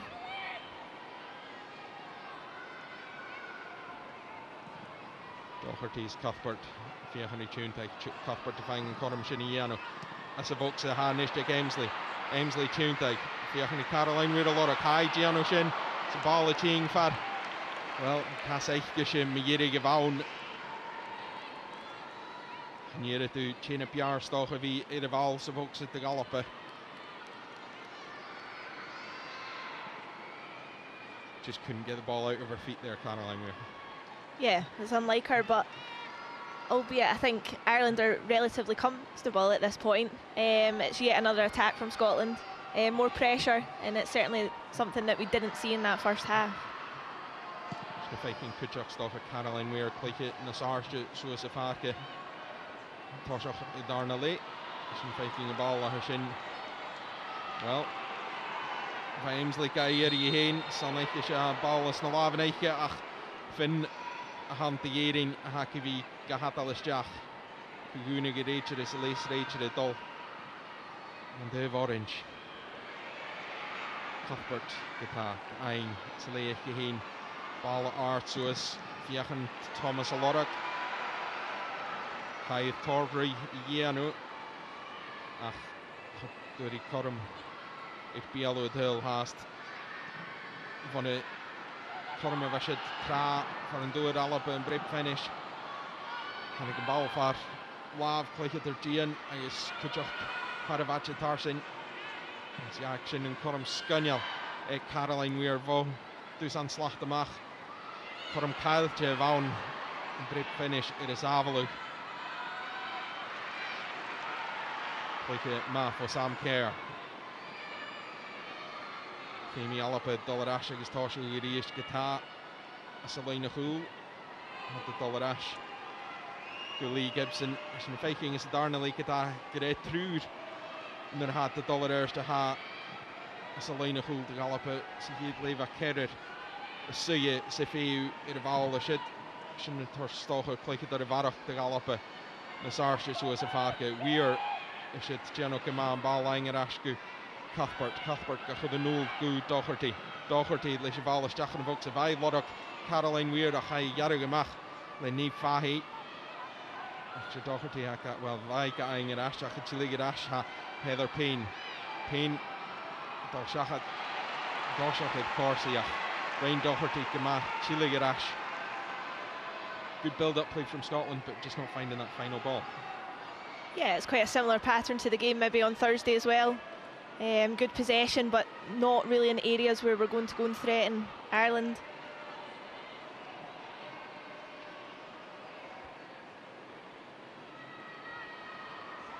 Stocha feiking maar ha Pedro Martinez losa Smunchin Abby Harrison Dolmach. Hij krasken in tracksuit ach het draaste kunnerst Etienne van Megan Heimbal. En Sadal Shin Gofate is Go Kunnerstag. Dus Miri Chin ver Jaun wel Nehering Atsenikeri Preboshen Che Lee Gibson Haka horse geskippelde Genili Tors Corum Generate Kuguna Gachke aardig Collis Crown ver Jaun er in Cuthbert aan ik wou Schach Jaun er nog al op het voorste dag.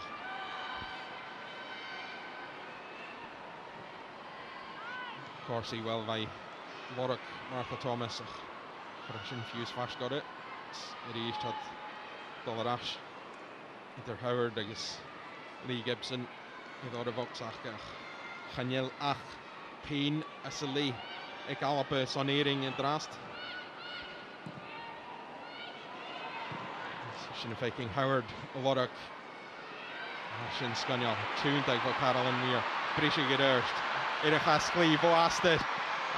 Ganili Kus Ola. Brosnan shit. lovely turn. Not quite maybe the shot she'd have wanted, but yeah, showing her class here. Just shrugs off Denise O'Sullivan and drives forward. It's positive play though. There's the Chariru Valapa. Comes Mararainat as a Hiedley. Shinfaking Kavalapa Giano Jishal Bicanara Hugiano. Posha Hadarnali. Ronishin Kataha Evans le kan de bal voor de Stach en de Volksdag. Bal het hoe kan de vaste ui van naar Chase B en de lane got hem naar Halappe.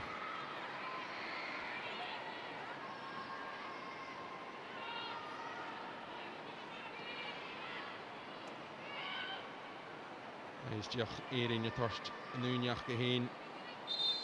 Chegli in de gorstig hug. Met een gas. Kolach. Giemigi Stat. Shinifeking look medical Hachinyev. Didn't seem to be much in it there at all, but we see Scotland again coming ahead, coming forward through Evans and Brown on the right hand side, and the pass wasn't near anyone, but it's again more confidence for them. Yeah, it is. I think it is a different pattern in this half in terms of the possession and the areas that we're trying to exploit. Ireland certainly haven't had as many chances to put balls into the box or throws into the box, but at some stage, yeah, we need to have that moment of quality and capitalise on it.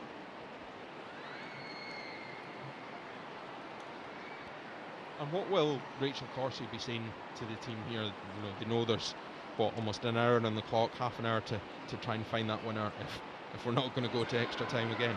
Yeah, I think it's important that they don't get frustrated, but at the same time I think we do have another level in us in terms of how we can play, how we can press, our intensity, our tempo, moving the ball.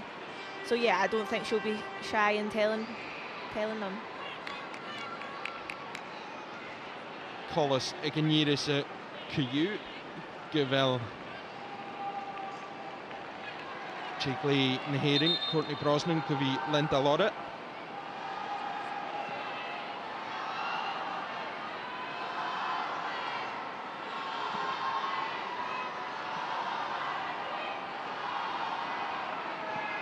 She had Tasha who Kujan Irish van a Hoel.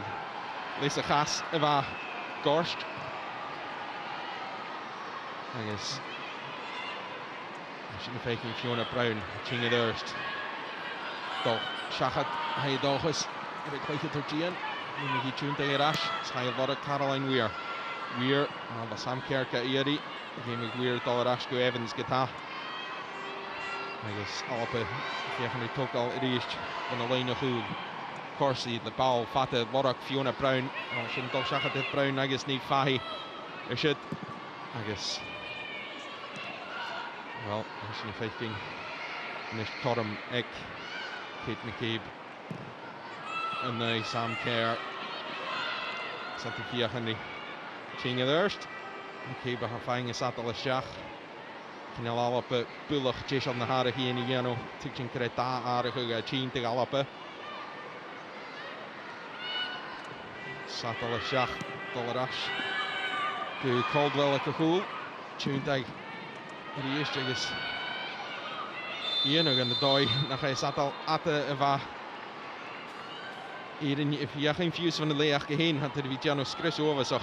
In de hele haatje hier lijn nog goed naar Halappe. Action het Ching voor Love. Klik het er naar Halappe. Smarshin. Als je een vijfing geen bal vangen daar naar hem. De kassen dus bal kunnen toch op het zo is. Evans Haka. Stat, I guess Martha Thomas got Akal like Caroline Weir the British there, got Horsted Ash to Martha Thomas. Ball Jack the Orevoxe. The Orevoxe ha Caroline Weir. Hi it is well through Chimical or high Sapach and Sonavau is high gang Tuchum good clear Emsley notion the Urbit and Darigage. Chain for Cass. Click it to in the heading, I guess. Le Horm van Riesjach. Grodat Varket Shinan. Caroline Weir did so well on the edge of the box to to keep the ball, and then just a half chance for Emsley at the back post. Yeah, I think she's only got 6 on her there, but yeah, initially I think Martha does really well dropping deep, linking up the play, and yeah, it's a half chance yet again for Scotland. It's not clear cut. We're not really threatening the goalkeeper, but it's positive. Eerst is de Hurricane gaat de galoppen. Geniel, Grike Shokayu, Kus Korman via Gering to Darnley. Ach, maar Korman Kilyorach is hier late. We got it's son Kayu tail line van de Korman of Achke. Session of Viking Howard. Rash is a leegje heen. Doin is Evans Gahal. Gahalamach. Go Heather Payne. Payne Gahodishach. Go me and Varke. I guess, well, I should Viking Caroline Weir Janok Gamah. Chile Garash stad goeded Korm to beat of a shin de Yering. Viking Kutchok get Brown, I guess Cuthbert after a good start, I guess. Shin Jish for Yering. Me Yirig reach it stad goeded Cushion, I guess. As when she get McCabe has shit for all she Shin Viking Cuthbert. Well, McCabe probably lucky to get the decision there.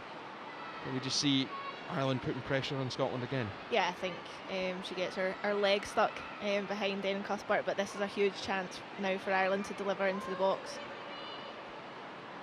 Serve Repriheen.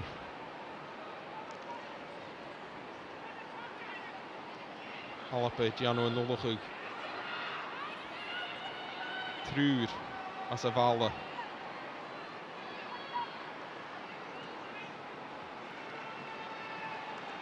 Lee Gibson, Gino Keenjoch, Galavala shit as a Nachi Hjarst.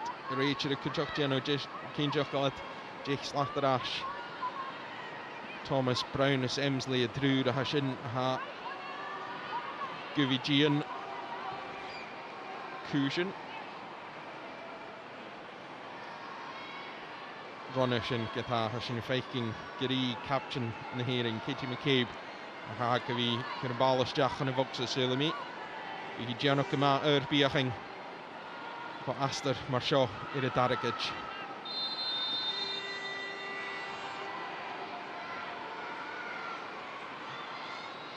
Bal Ching Shach Maha. Arst van Foster Fool.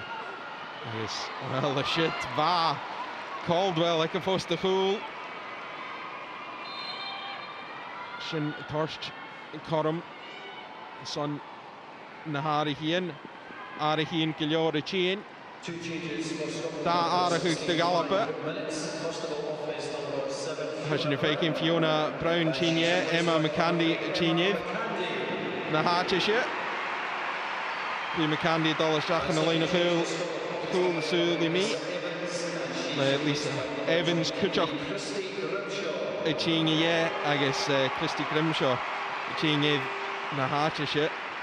And for the Republic of Ireland, off is number 14, Heather Payne, and she's replaced by number 9, Amber Bland.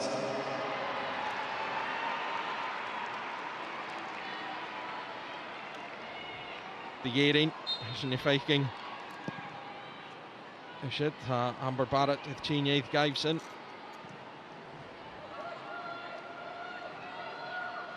What a horse meet. Brown is Evans, Haneke, McCandy is Grimshaw. Chinier, Vashi Nadu, Gurmahich, Grabi Harrison, if I could give you Chinier, the her shit. The Yering, Heather Payne, Anthony Chinier.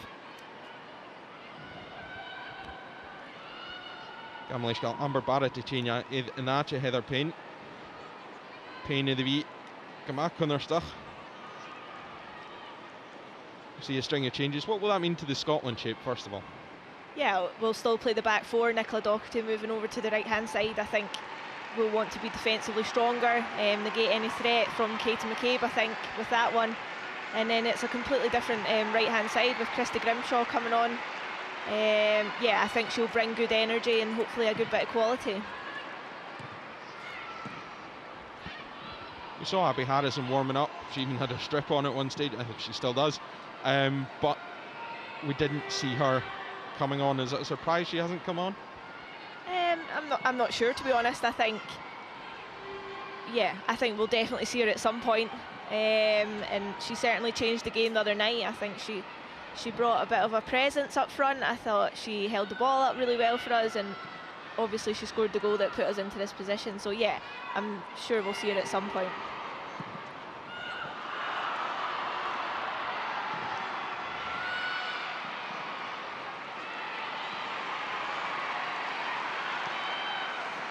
Vision if thinking, well, shit, Grimshaw fiaching so as a lineach, Chinganay, McCabe, I guess. I start gerode. De Tev Hall, ha, Amesley, Jano Ma, Chin Toin, is a ball of Humal. Stoche. Bikan Evarach. Unyek, Cuthbert is a Darnley, Acharo Unya Sabi, Caroline Weir, shit. Ha, Kata, Alapajano Kama. Ball, a good Chirish, ball, it urged, Vo Caroline Weir. You feel Henry Christie, Grimshaw. A Loddock. Ach, Hanai ski a Loddock. Iddo Voxe, Irish, Maha, Courtney Brosnan, and of Cus Collis, Gilly Cass, Cayu, Gosh, Sava.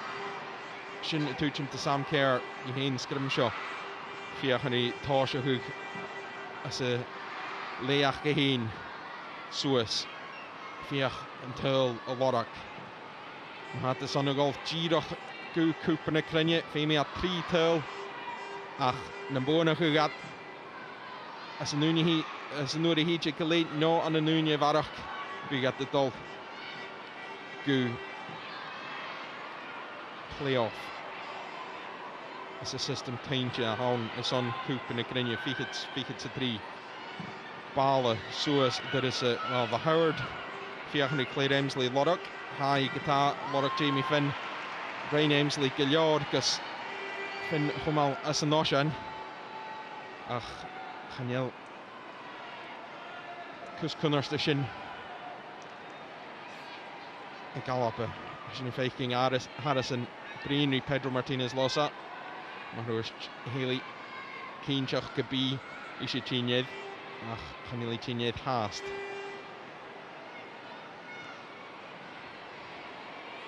Keraham, Dollarash, Gedocherty, Yemigish, Chiligarash, Isjach, I guess, High Forster noch Stoche, Caroline Weir, Loddock, Ach, Pass Via, Bo Erin Cuthbert, Fine, Loddock, Emsley, Dollishjach, and a Voxe, and Sai, Fine, Bray Bosch, and I said, it's a lovely pass from Erin Cuthbert. Yeah, that little passive play was lovely. Up back and then through for Claire Emsley on the run. It's the first time I've seen her really get running it at the defender 1v1. And it's a huge chance for Scotland here.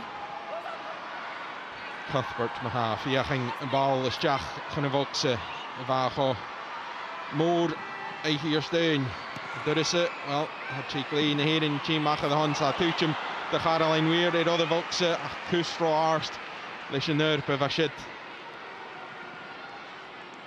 A decent ball, but the Irish keeper does well to come out.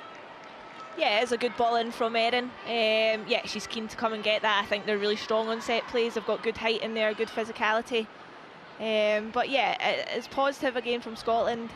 I think it's a much different pattern from that first half. We are more on top, but yeah, we need to be clinical and take some of these chances. Caroline Weir, Gianno Kamach, Kuchum, Ahud, Iv, Cheekley, Nahirin, Ashit, Shinifakal, and Ball like Alaperiish. Had Gaskibble the Gaskilly, and Nul Gu, Sophie Howard Gata, Ball Huug.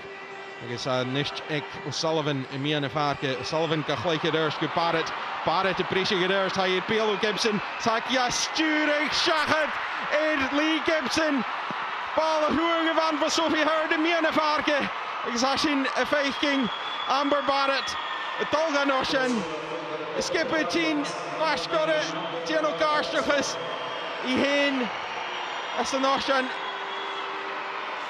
skipping a hearing at Giano Garstuchus at Ed Hoshoch agus hot Tolliche and Hurla Hashin Ayin Hashin faking Barrett Kaina Hafis Idan Yain Highland Behe as a Tupastu of a shit as a Grusloch and a Kunti Dunningal. Sin feiking y ball y ting yn ers fo Sullivan. Barrett, Gianno Gamat, al Shachat, Ed Howard. Agus Harari, Corum, Ed Gibson, Ed on the push. Great pace and calm finish. Yeah, it's slack from Scotland in the lead up to it. We give the ball away unnecessarily, but our first touch is exceptional. It takes it away from Sophie Howard. She can't recover, and yeah, the finish is fantastic. Alpa, aha. Tull Ivierig. Amber Barrett, le. 8 minuten yn diog gyda agal. Gyda Erin yn hosioch. Mae chriach ni chysgwysyn mar sio. By Erin Clare, gwyd cwp yn y cryniau. Gyn Hughes Fame i'r play-off. Ach, mae'r hwys ni. 8 minuten yn diog gyda agal dy galapa. Rydgyn y haflw y machas y chwys. Sy'n feiking Howard i'r eistedd y fal. Gwrs y Hai Lorach Martha Thomas is evokes it. Ball at Tuchum, Idri Haynes, Caroline Mayer, good Thomas. Team for Cowan, Cloyget or Gian. I guess a Beistel Mangors and Mierig Hive. Well, in the late Horsted Fav. Cuthbert, Horska Emsley is Jack for the Vokes at East. Emsley Gaang at Ash. Idora Vokes, Caroline Mayer, continue fast got it. Emsley Katas, 3 Sapach. I guess Horska Cuthbert. Hai Girach a Lorach, Courtney Brosnan. Girach Gw Brosnan of a shit fo Erin Cuthbert. Ach sin y siors y corym, Iemis Alapa. Mae had gyfi tili gydash can y game a sio. Last gyda, Tull y Hierig. Emsley does well to fight and find that space for Erin Cuthbert. Yeah, what a response that would have been from Scotland. Claire does really well, falls to Erin in the strikes, unfortunately at the goalkeeper. Cuthbert, Weirs, Emsley. Canning to be a drúr a hasin Gemach Kutramach. Asne Minatin Rihin Pickens Karstel na Húrach. Rihin is seo the Galapa hasin feiking. Amber Barrett, well, Vreepy ball if Alav, Stinefakal Kellyed. Karstvuye ein van de reetere. Be komme Mahalapa Lental erst. Stinefeiking Kujok. Aardig in de 10, daar aardig in de 10 te galoppen. Als je nu kijkt in Lucy Graham, Agus, Abby Harrison, de 10 is.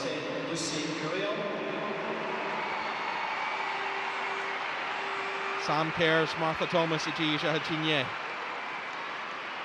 And the second change for Scotland there is number 20, Martha Thomas. 15 minutes for Lucy Graham and Abby Harrison to change things. Yeah, I think Lucy did really well when she came on the other night. She posed as a threat in the air. She got her foot on the ball the other night as well and played some nice passes. And yeah, for me, it's massive to get Abby on this pitch and give everyone else a lift. Balla Art is Jack on the first of all. Pooch in the north and Caroline Weir. And then, because the scope of it follows Shinya Chin Farhas. Christy Grimshaw. Weet ik al een gaatje te beat. Ga Shachat in een match at Tarsin. Shinya Shores a hier via Galapus toch is vokse.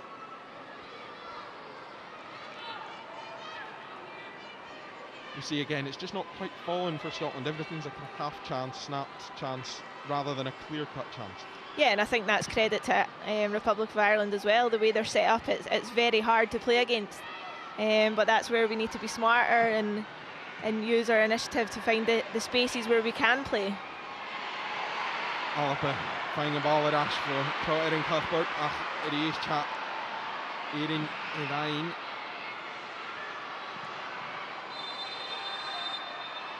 Fighting. Well, Guri ni fahi shias. Vari to the Kate wrote that the Chinas. Haro smashing had the dollar Ash. Okay, King. I guess leading Dolgain and Corum van de server pas Leach Geheen.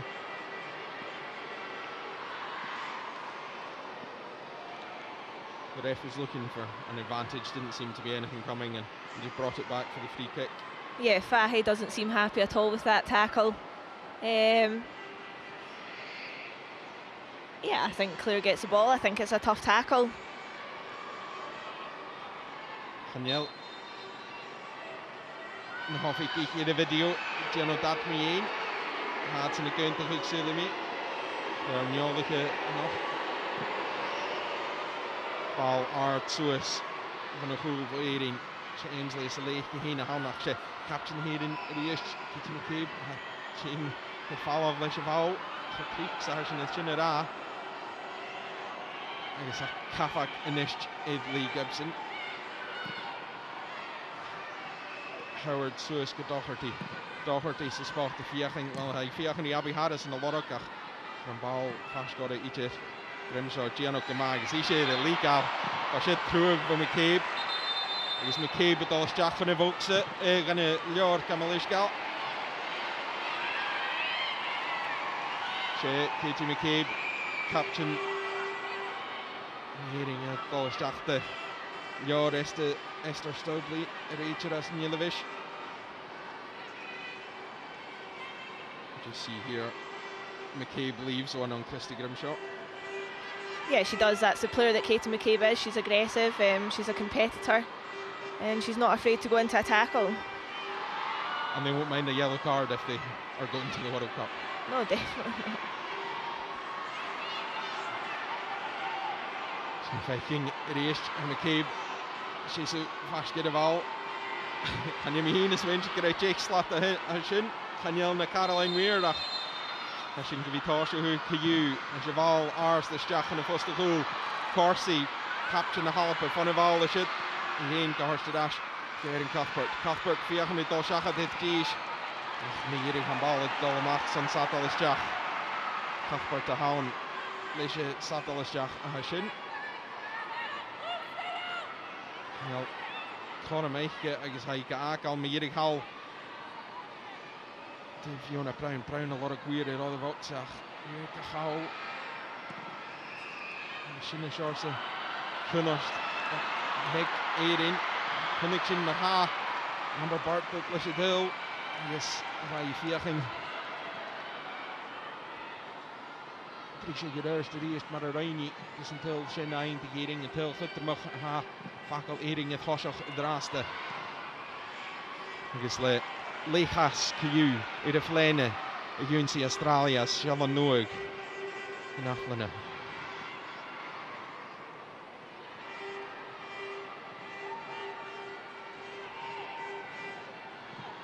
Cuthbert wel wat korm maar bij tune tegen Stjachers het stogen ach. Maatjeshin halve Chinge Durst wel Chinge Durst. Wat voor Lucy Graham hij geëindigd rasketa. Hij is dollemach door Grimshaw. Grimshaw Scanial en bal hij zit de Jack bij Lodder Gamesley. Ach, als je een faking en is in orde volkse bal gewoon voor de goal. Hij is schöne Peukel. Eerst goed ik je nu de wie alles Jack. Harper eerst leeg voor hem. Another one where the ball bounces around the box. Another half chance for Scotland, but just not falling. Yeah, what a ball that is from Emma McCandy to the back post. And hopefully Caroline can deliver here. Caroline weer a hound van Noshan.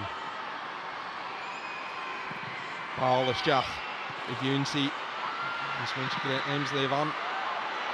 And with Cuthbert, some fighting Grimshaw, the horse to dash Gabby Harrison. Harrison, well. Haar is stad gereden genoeg. Gelijk het er Gian het brak een men kjaun. Is gaming is stad gereden genoeg. You see here it's a lovely ball to the front post. Yeah, it's a great ball in, but there's a lot of bodies going for it.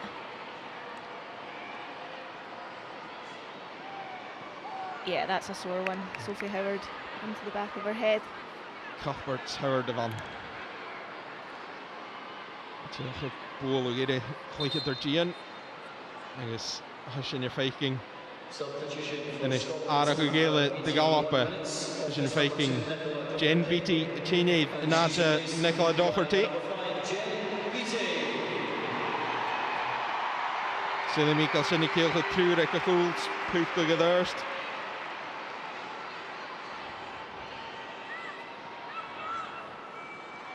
Don't think it takes much to see Jen Beatty there, saying 3 at the back. Yeah. What will that mean for the rest of Scotland's shape? To be fair, I think this could have happened earlier. They've been playing up against one striker the full night. Nobody really stepping in. And it allows us to get more bodies forward. Sin fécinn gré a caimpbal héad a bhí chochúnarstach le bhí gathadal isteach a háast ar a lád a féin na díochanan van a lucht medicach. Bead the Geno Hulusian.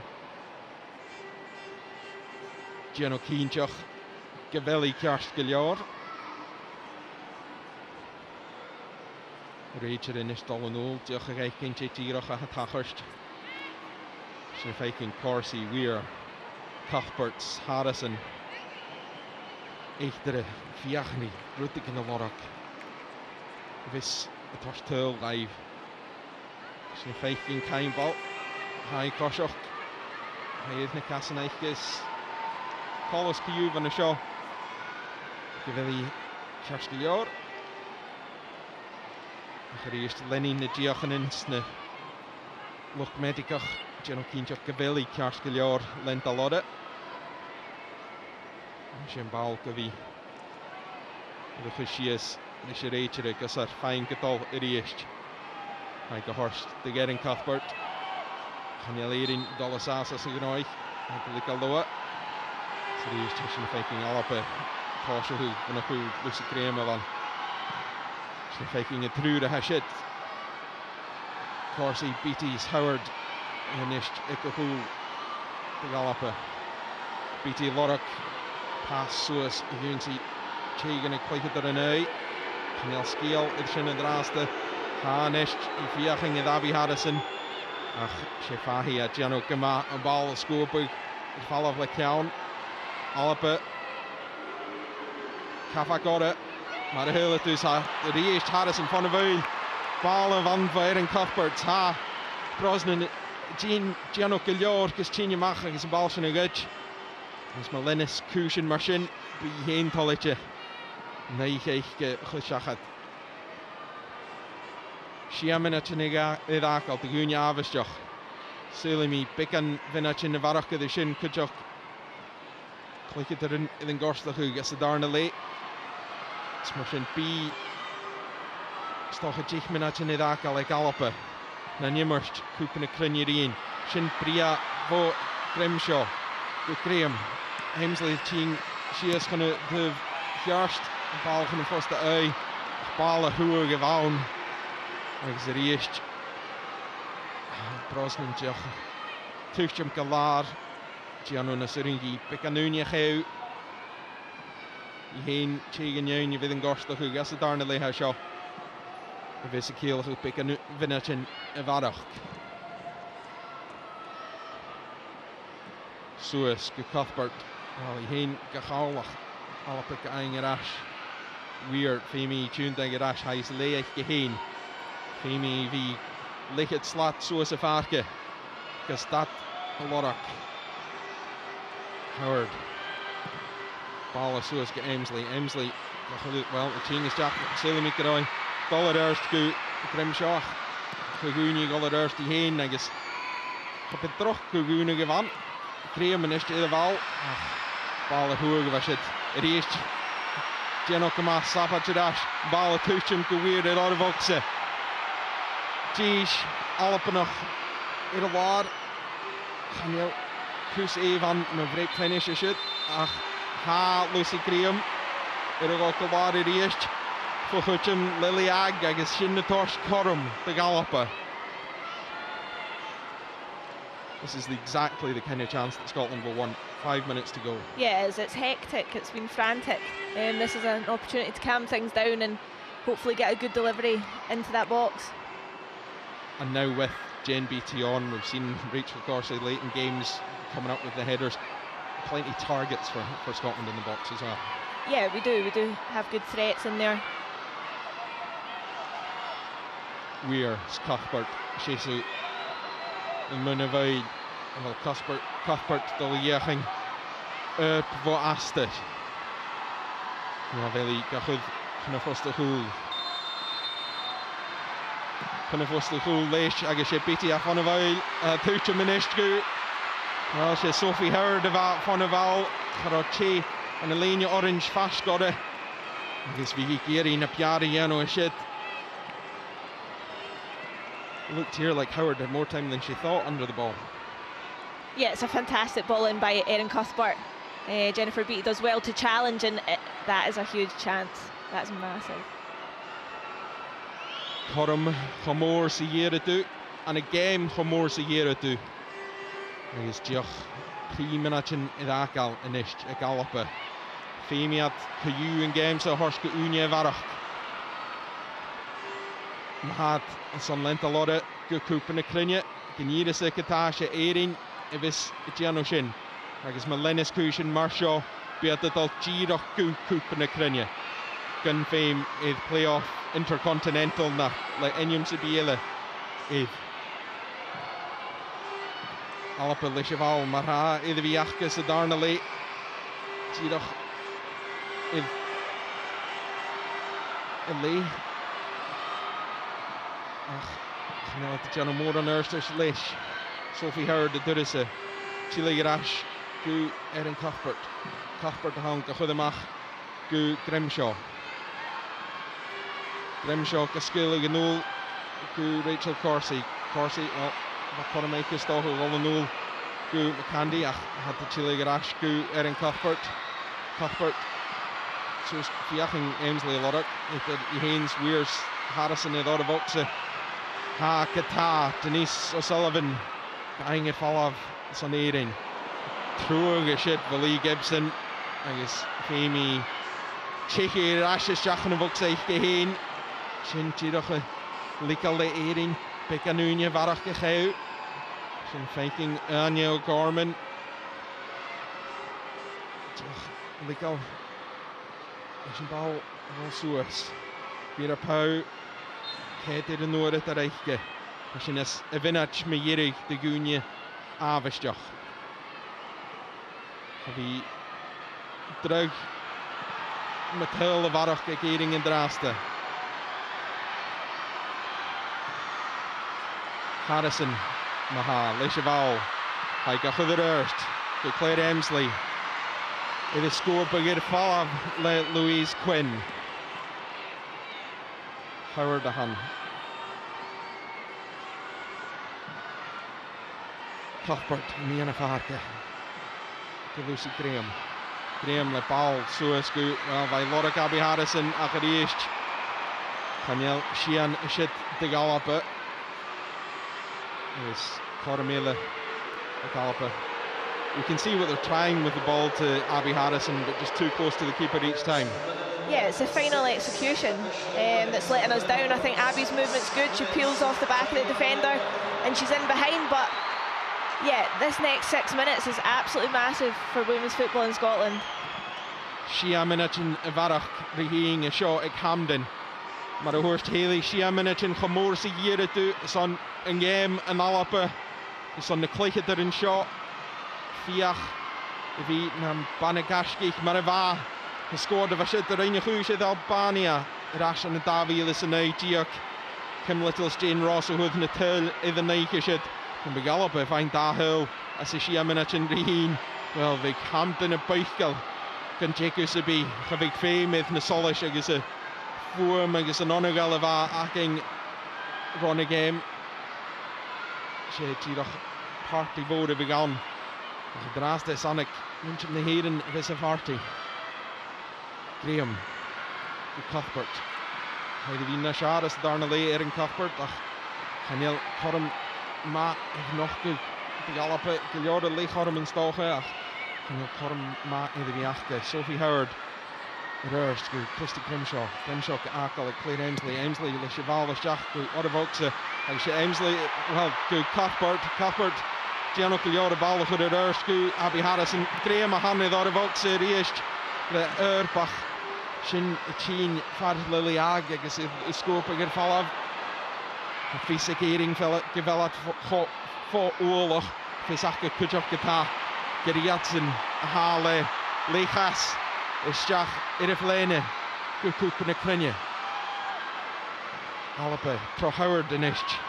Wel, hai diolch i ced yr ash, dol yr ash gan y Clychad Gian Jen BT agus sin cús roars the son Emma McCandy. Agus díreach an mílig an nuirstas bha alpa fiach an a dhéanú.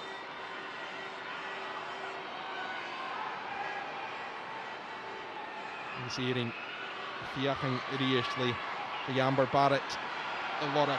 Amber Barrett the hood at hill. Good to give you Natil Enymal. Beginning Haroats and Riev Ekkupen Krynje. Kolach Ganari Shin Snippikan Vinach and Raheen. Ball Suez Gabi Harrison. Cuthbert half on a violinist. Shin in a hood at Erst. Frisha Garash Gu Rachel Corsi. Captain the Halapa. Hayhenith Tel Enymal Eing and the Nunya Varach Geshoy Camden Rea. An bálik Jan Jaar van Gjalluig na Halapa. Gibson Kupiti doing as a leike. Rachel Corsi. Lucy Graham. Geskulig Suesku. Claire Emsley. Che Ile Hedevi. Gemat Rangas Darnali ach nach Duid Corum. Corum Prischal. Shit, I had the Lorach.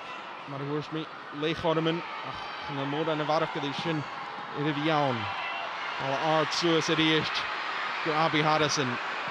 Die heen nagus. Claire Emsley van de Veil. Ach, het draaste. De Corsi ching het eerst. Het eerst go weer. Ach, she captain de heren. Katie McCabe.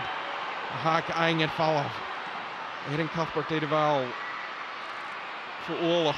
O'Sullivan. Hij fijn. Corum ball eing Machason pre-poshan. Hafis Egus Loig, a Shoy Camden, Jash and a Kielchu. Stoche and Corum Mayirig, Davin at Chidako, ball ars the Stach, a Tuchum, the Horsey, well, Hanella Tuchum Bulloch, Abby Harrison, and Machas of Oxa, Kusona Haishik, Ahuda Stachs, Nahelisha, Asavoxa, his son and Corum. Haley, we see there Abby Harrison, the one that got the goal last week. She's outside the box. Yeah, and for me, Lucy Graham's outside that box as well. Get everybody in.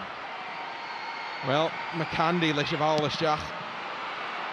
Through the Galapa, Ikahul, Cuthbert, Graham, I guess Jen Beatty. I guess Beatty a hound, Gaskill, Fiachni Caroline Weir Lorach, Hanyeli Idshin Iano. Edraste. A ball arst is Jack Canoe Foster Cool.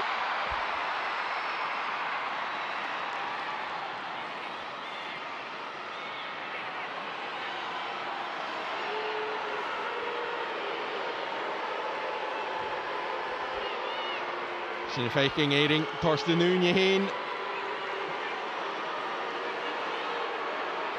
I guess Nick Clayson adult. Haley is Kuunig Iano Kari, Katie McCabe, captain the hearing. Of Sard Clychadud Enoch Egg Camden.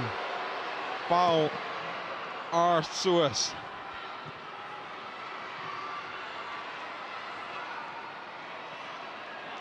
Sin Rechudemach Le Anya O'Gorman.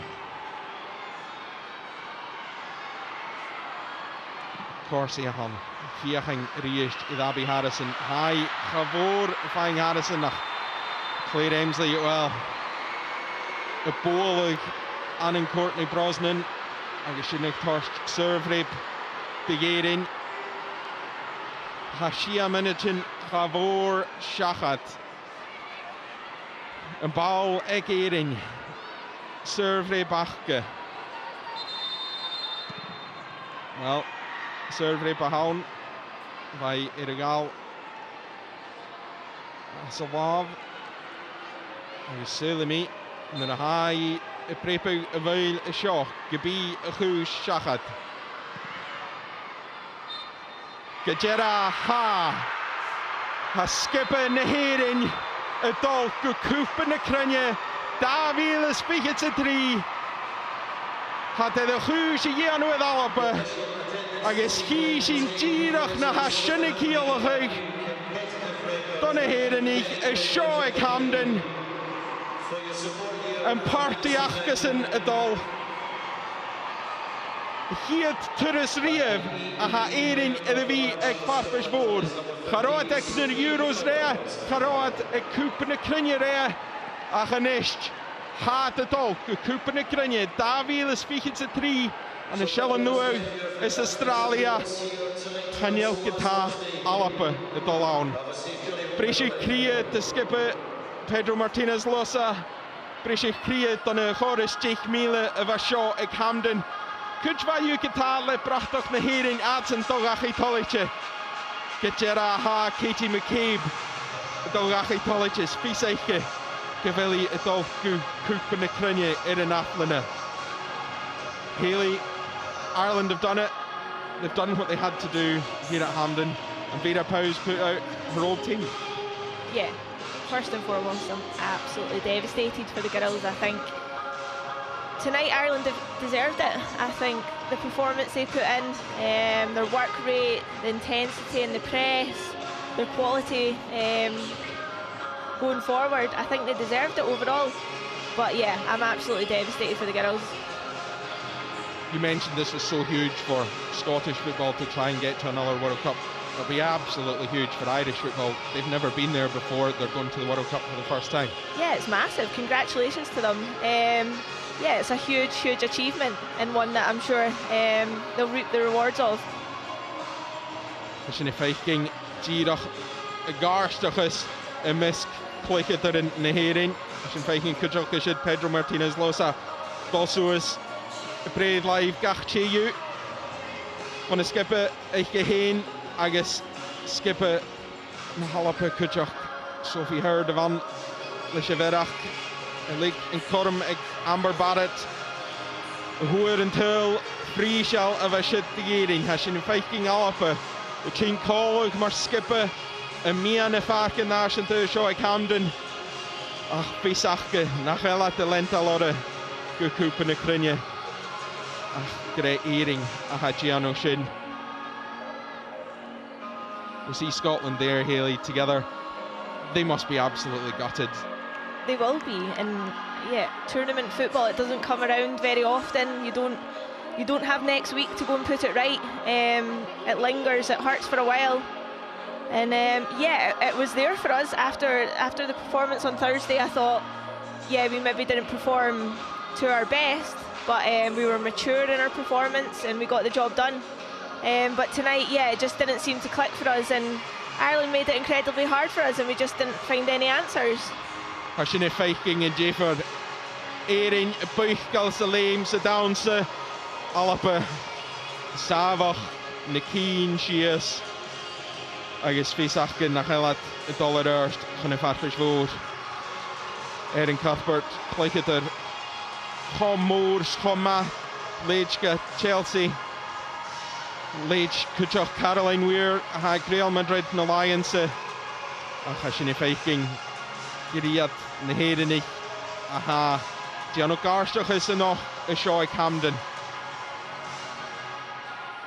had Lekiens gevelat het dolku koepene krinje gaan nemen Farpes Jeremy a varach gleich. Haley, where does Scotland go from here? That it's almost a chance to reset, possibly, that they're not going to the World Cup. Is it time for new faces, or what will we see from Scotland? I'm not sure. I think naturally at the end of a cycle you will lose players, perhaps retirements. Yeah, I think the performances and the results, they improved late on in the qualifying campaign, but the girls always believed in the process of it. So yeah, I don't think we need anything drastic to happen. I think the process is there. But yeah, we've just fell short tonight, and it is devastating. And so many kind of half chances in that second half. The first half didn't go to plan, the throw-ins causing chaos, but Scotland had at least enough hope in the second half and enough chances to keep that going. They just couldn't convert. Yeah, it was sustained pressure for a while, but it was half chances. There was nothing clear cut that I thought, apart from maybe Sophie Howard's header, that was a good chance for us. And of course, if we scored the penalty early on, it could be a completely different game. But it's all ifs and buts, and that's football. If you don't take your chances and Ireland, they were resolute in their defending. They played well, they made it incredibly hard for us, and yeah, I think over the piece they deserve it. Wel, y dras di hitchen yn halpa a Collery Michael. Pedro, commiserations. What are your thoughts after that game? Well, very disappointed, obviously, for the girls, for all the nation. It was an incredible opportunity. I think the game was hard on us, but those things happen in life, happens in football. It's a life lesson for the group, for all of us. Apologize to the fans. We wanted so bad to qualify for the World Cup, but sometimes life has these circumstances. What do you think was missing from tonight's performance? Oh, I think we missed little details, scoring the penalty. After that, I don't know how many opportunities the opponent has to score. I think the game plan was executed well, but it was one action in one side of the box, one action on the other side of the box, decide the game. What can you learn from tonight? Obviously, it would be difficult just now, but what can you take out of this game? What we can learn is that life always gives you another opportunity, football, sooner than you expect. Today it looked like it's the end of the world for us. We need to digest, and we need to go home, and we need to take some time. But the hard work that the players have done has been amazing. I feel very proud of them. I cannot ask them for anything else, and we will stick together. We will come back together, and hopefully we have another opportunity soon. Well, Pedro, commiserations tonight. Thank you for speaking to us. Thank you very much. Thank you. Pedro Martinez Losa there, proud of his players, as you would imagine, getting to the playoff final and just not quite making that final step. Yeah, and he said there that they'll stick together, and that's what I said before. These players do believe in the process. I think we've seen buy-in. I think it's been visible in the performances and the results in the qualifiers, and yeah, like he says, it isn't the end of the world. Nothing drastic needs to happen, but yeah, it's going to hurt for quite a while. Sinna feiking Liliag agus Oluche Ile and a Lenchin Orange na Herin. Diolch feiking Chotoliche Sahatsen, Chodulich Sahali Gibson, Munachouch, Dulich de Galape, Gariru, a short Ike Hasho, Ach, Erin, Mani Sachke, Gerard, Kunnerstach, agus Gutterainia Giljar, Gutteras Hietli, Shit, Stoch and Merach Gavano Hook until Rive as a Darnley, agus Skippe Halape, Igiano, Irfalav Vanafarke, Neherenich, Haas the shots, Haas the Giano Garstach is Lisha Luchtaich Achgesen. Ireland will go ahead to the competition, to the finals. Just how big will that be for them in terms of this team, this group? The first time they've ever been there. You did it with Scotland. Just what does that bring to the group, knowing that you're going? Yeah, it just brings belief. It brings a desire, a want to get better. It creates opportunities for women and girls within the sport. And yeah, I think fair play to them. They've been on a upward trajectory for quite some time now, and yeah, it's been a long time coming for them. Sin dul inis go Michael a captain na Halapa, captain na Hearing Gamalishgal, Katie McCabe. Katie, just sum up your emotions tonight. You're going to the World Cup. I can't actually believe it. It doesn't feel real. It's not sunk in yet. I'm just so proud of the girls, the performance. It wasn't pretty tonight at all, but unbelievable save from Courtney for the penalty. We put our bodies on the line, we worked for each other, we ran for each other, and that's what this team is all about. That teamwork and making sure we get it over the line. And Amber with the finish as well in the second half, unbelievable. You really showed some character tonight. You had your backs to the wall at times. Scotland were putting you under pressure, but you've made a habit of winning games 1-0 and being hard to break down. Yeah, look, we've got an identity. We've been working on it over the course of the campaign, and it's not pretty, it's not everyone's favourite style of football, but it works for us and we enjoy it. We love defending, we're passionate about it, and we know we're very strong on the counter-attack as well, and it works for us. So, and we showed it again tonight, as I said, with Amber's finish. I doubt I need to tell you, but it's your first major tournament. Just yeah, I can't sum believe that it. up. I can't believe it. Honestly, it's not sunk in. I'm speechless. I'm just so proud of the girls. Yeah, I don't know. We'll be having a few drinks tonight to celebrate, but yeah, I don't know, mate. I'm just speechless. Look, enjoy the World Cup. Thank you for speaking to it. Thank you. Skipper Naherin Chotoliche. Fis Eichgesche Gebi Adol Cooper na Krunje. Fis Ek Skipper Naherin Hashin Garfeiking in Draste. le brachtoch dyn yn gael gyfelad y dol gw cwp yn y cryniau. Siach yn chodwylich dyn yn gael ach tŵgal yr horig yn stoch dy chwyd le mae'r hachar yn och. Chynnyl sy'n dolar i'r siors y tŵpas dŵaf ys o'ch eich iddi fiachga ach mae syring dat sybi y hogal as sy'n y siors yr y fes awn. Môr an taing de Haley Lauder son y fi colerain eich gwlich dy skip yn y halapa y fawn y sio eg Hamden eich sgynial dy skip yn y herin. Fes achgysyn mae'r hwrs mi gael y dolgw cwp yn y cryniau. Han dawn sy y tosio hwch. Han party y tosio sa lani sgylensyn. Wn i fawr y sion halapa agos yr as yn herin hafes. Hwrstad Ganalapa nach ro party an yr ys mi irig son cwp yn y cryniau. Wel, yr ys e eirin y fys y party gw cwp yn y cryniau. Cainig, beth yn yr as, le balcosyn yn ban y sio i'r BBC Alapa hebs y Dolanau Rangers sy'n Lannis Abad y ceirwr yn ffeisgyd. Ach, fwym sy agos fo heili sŵs i'r ysbyrys sy'n e fwynia y sio. So is the Spanish maar hoors me er as ik het heen wie gal.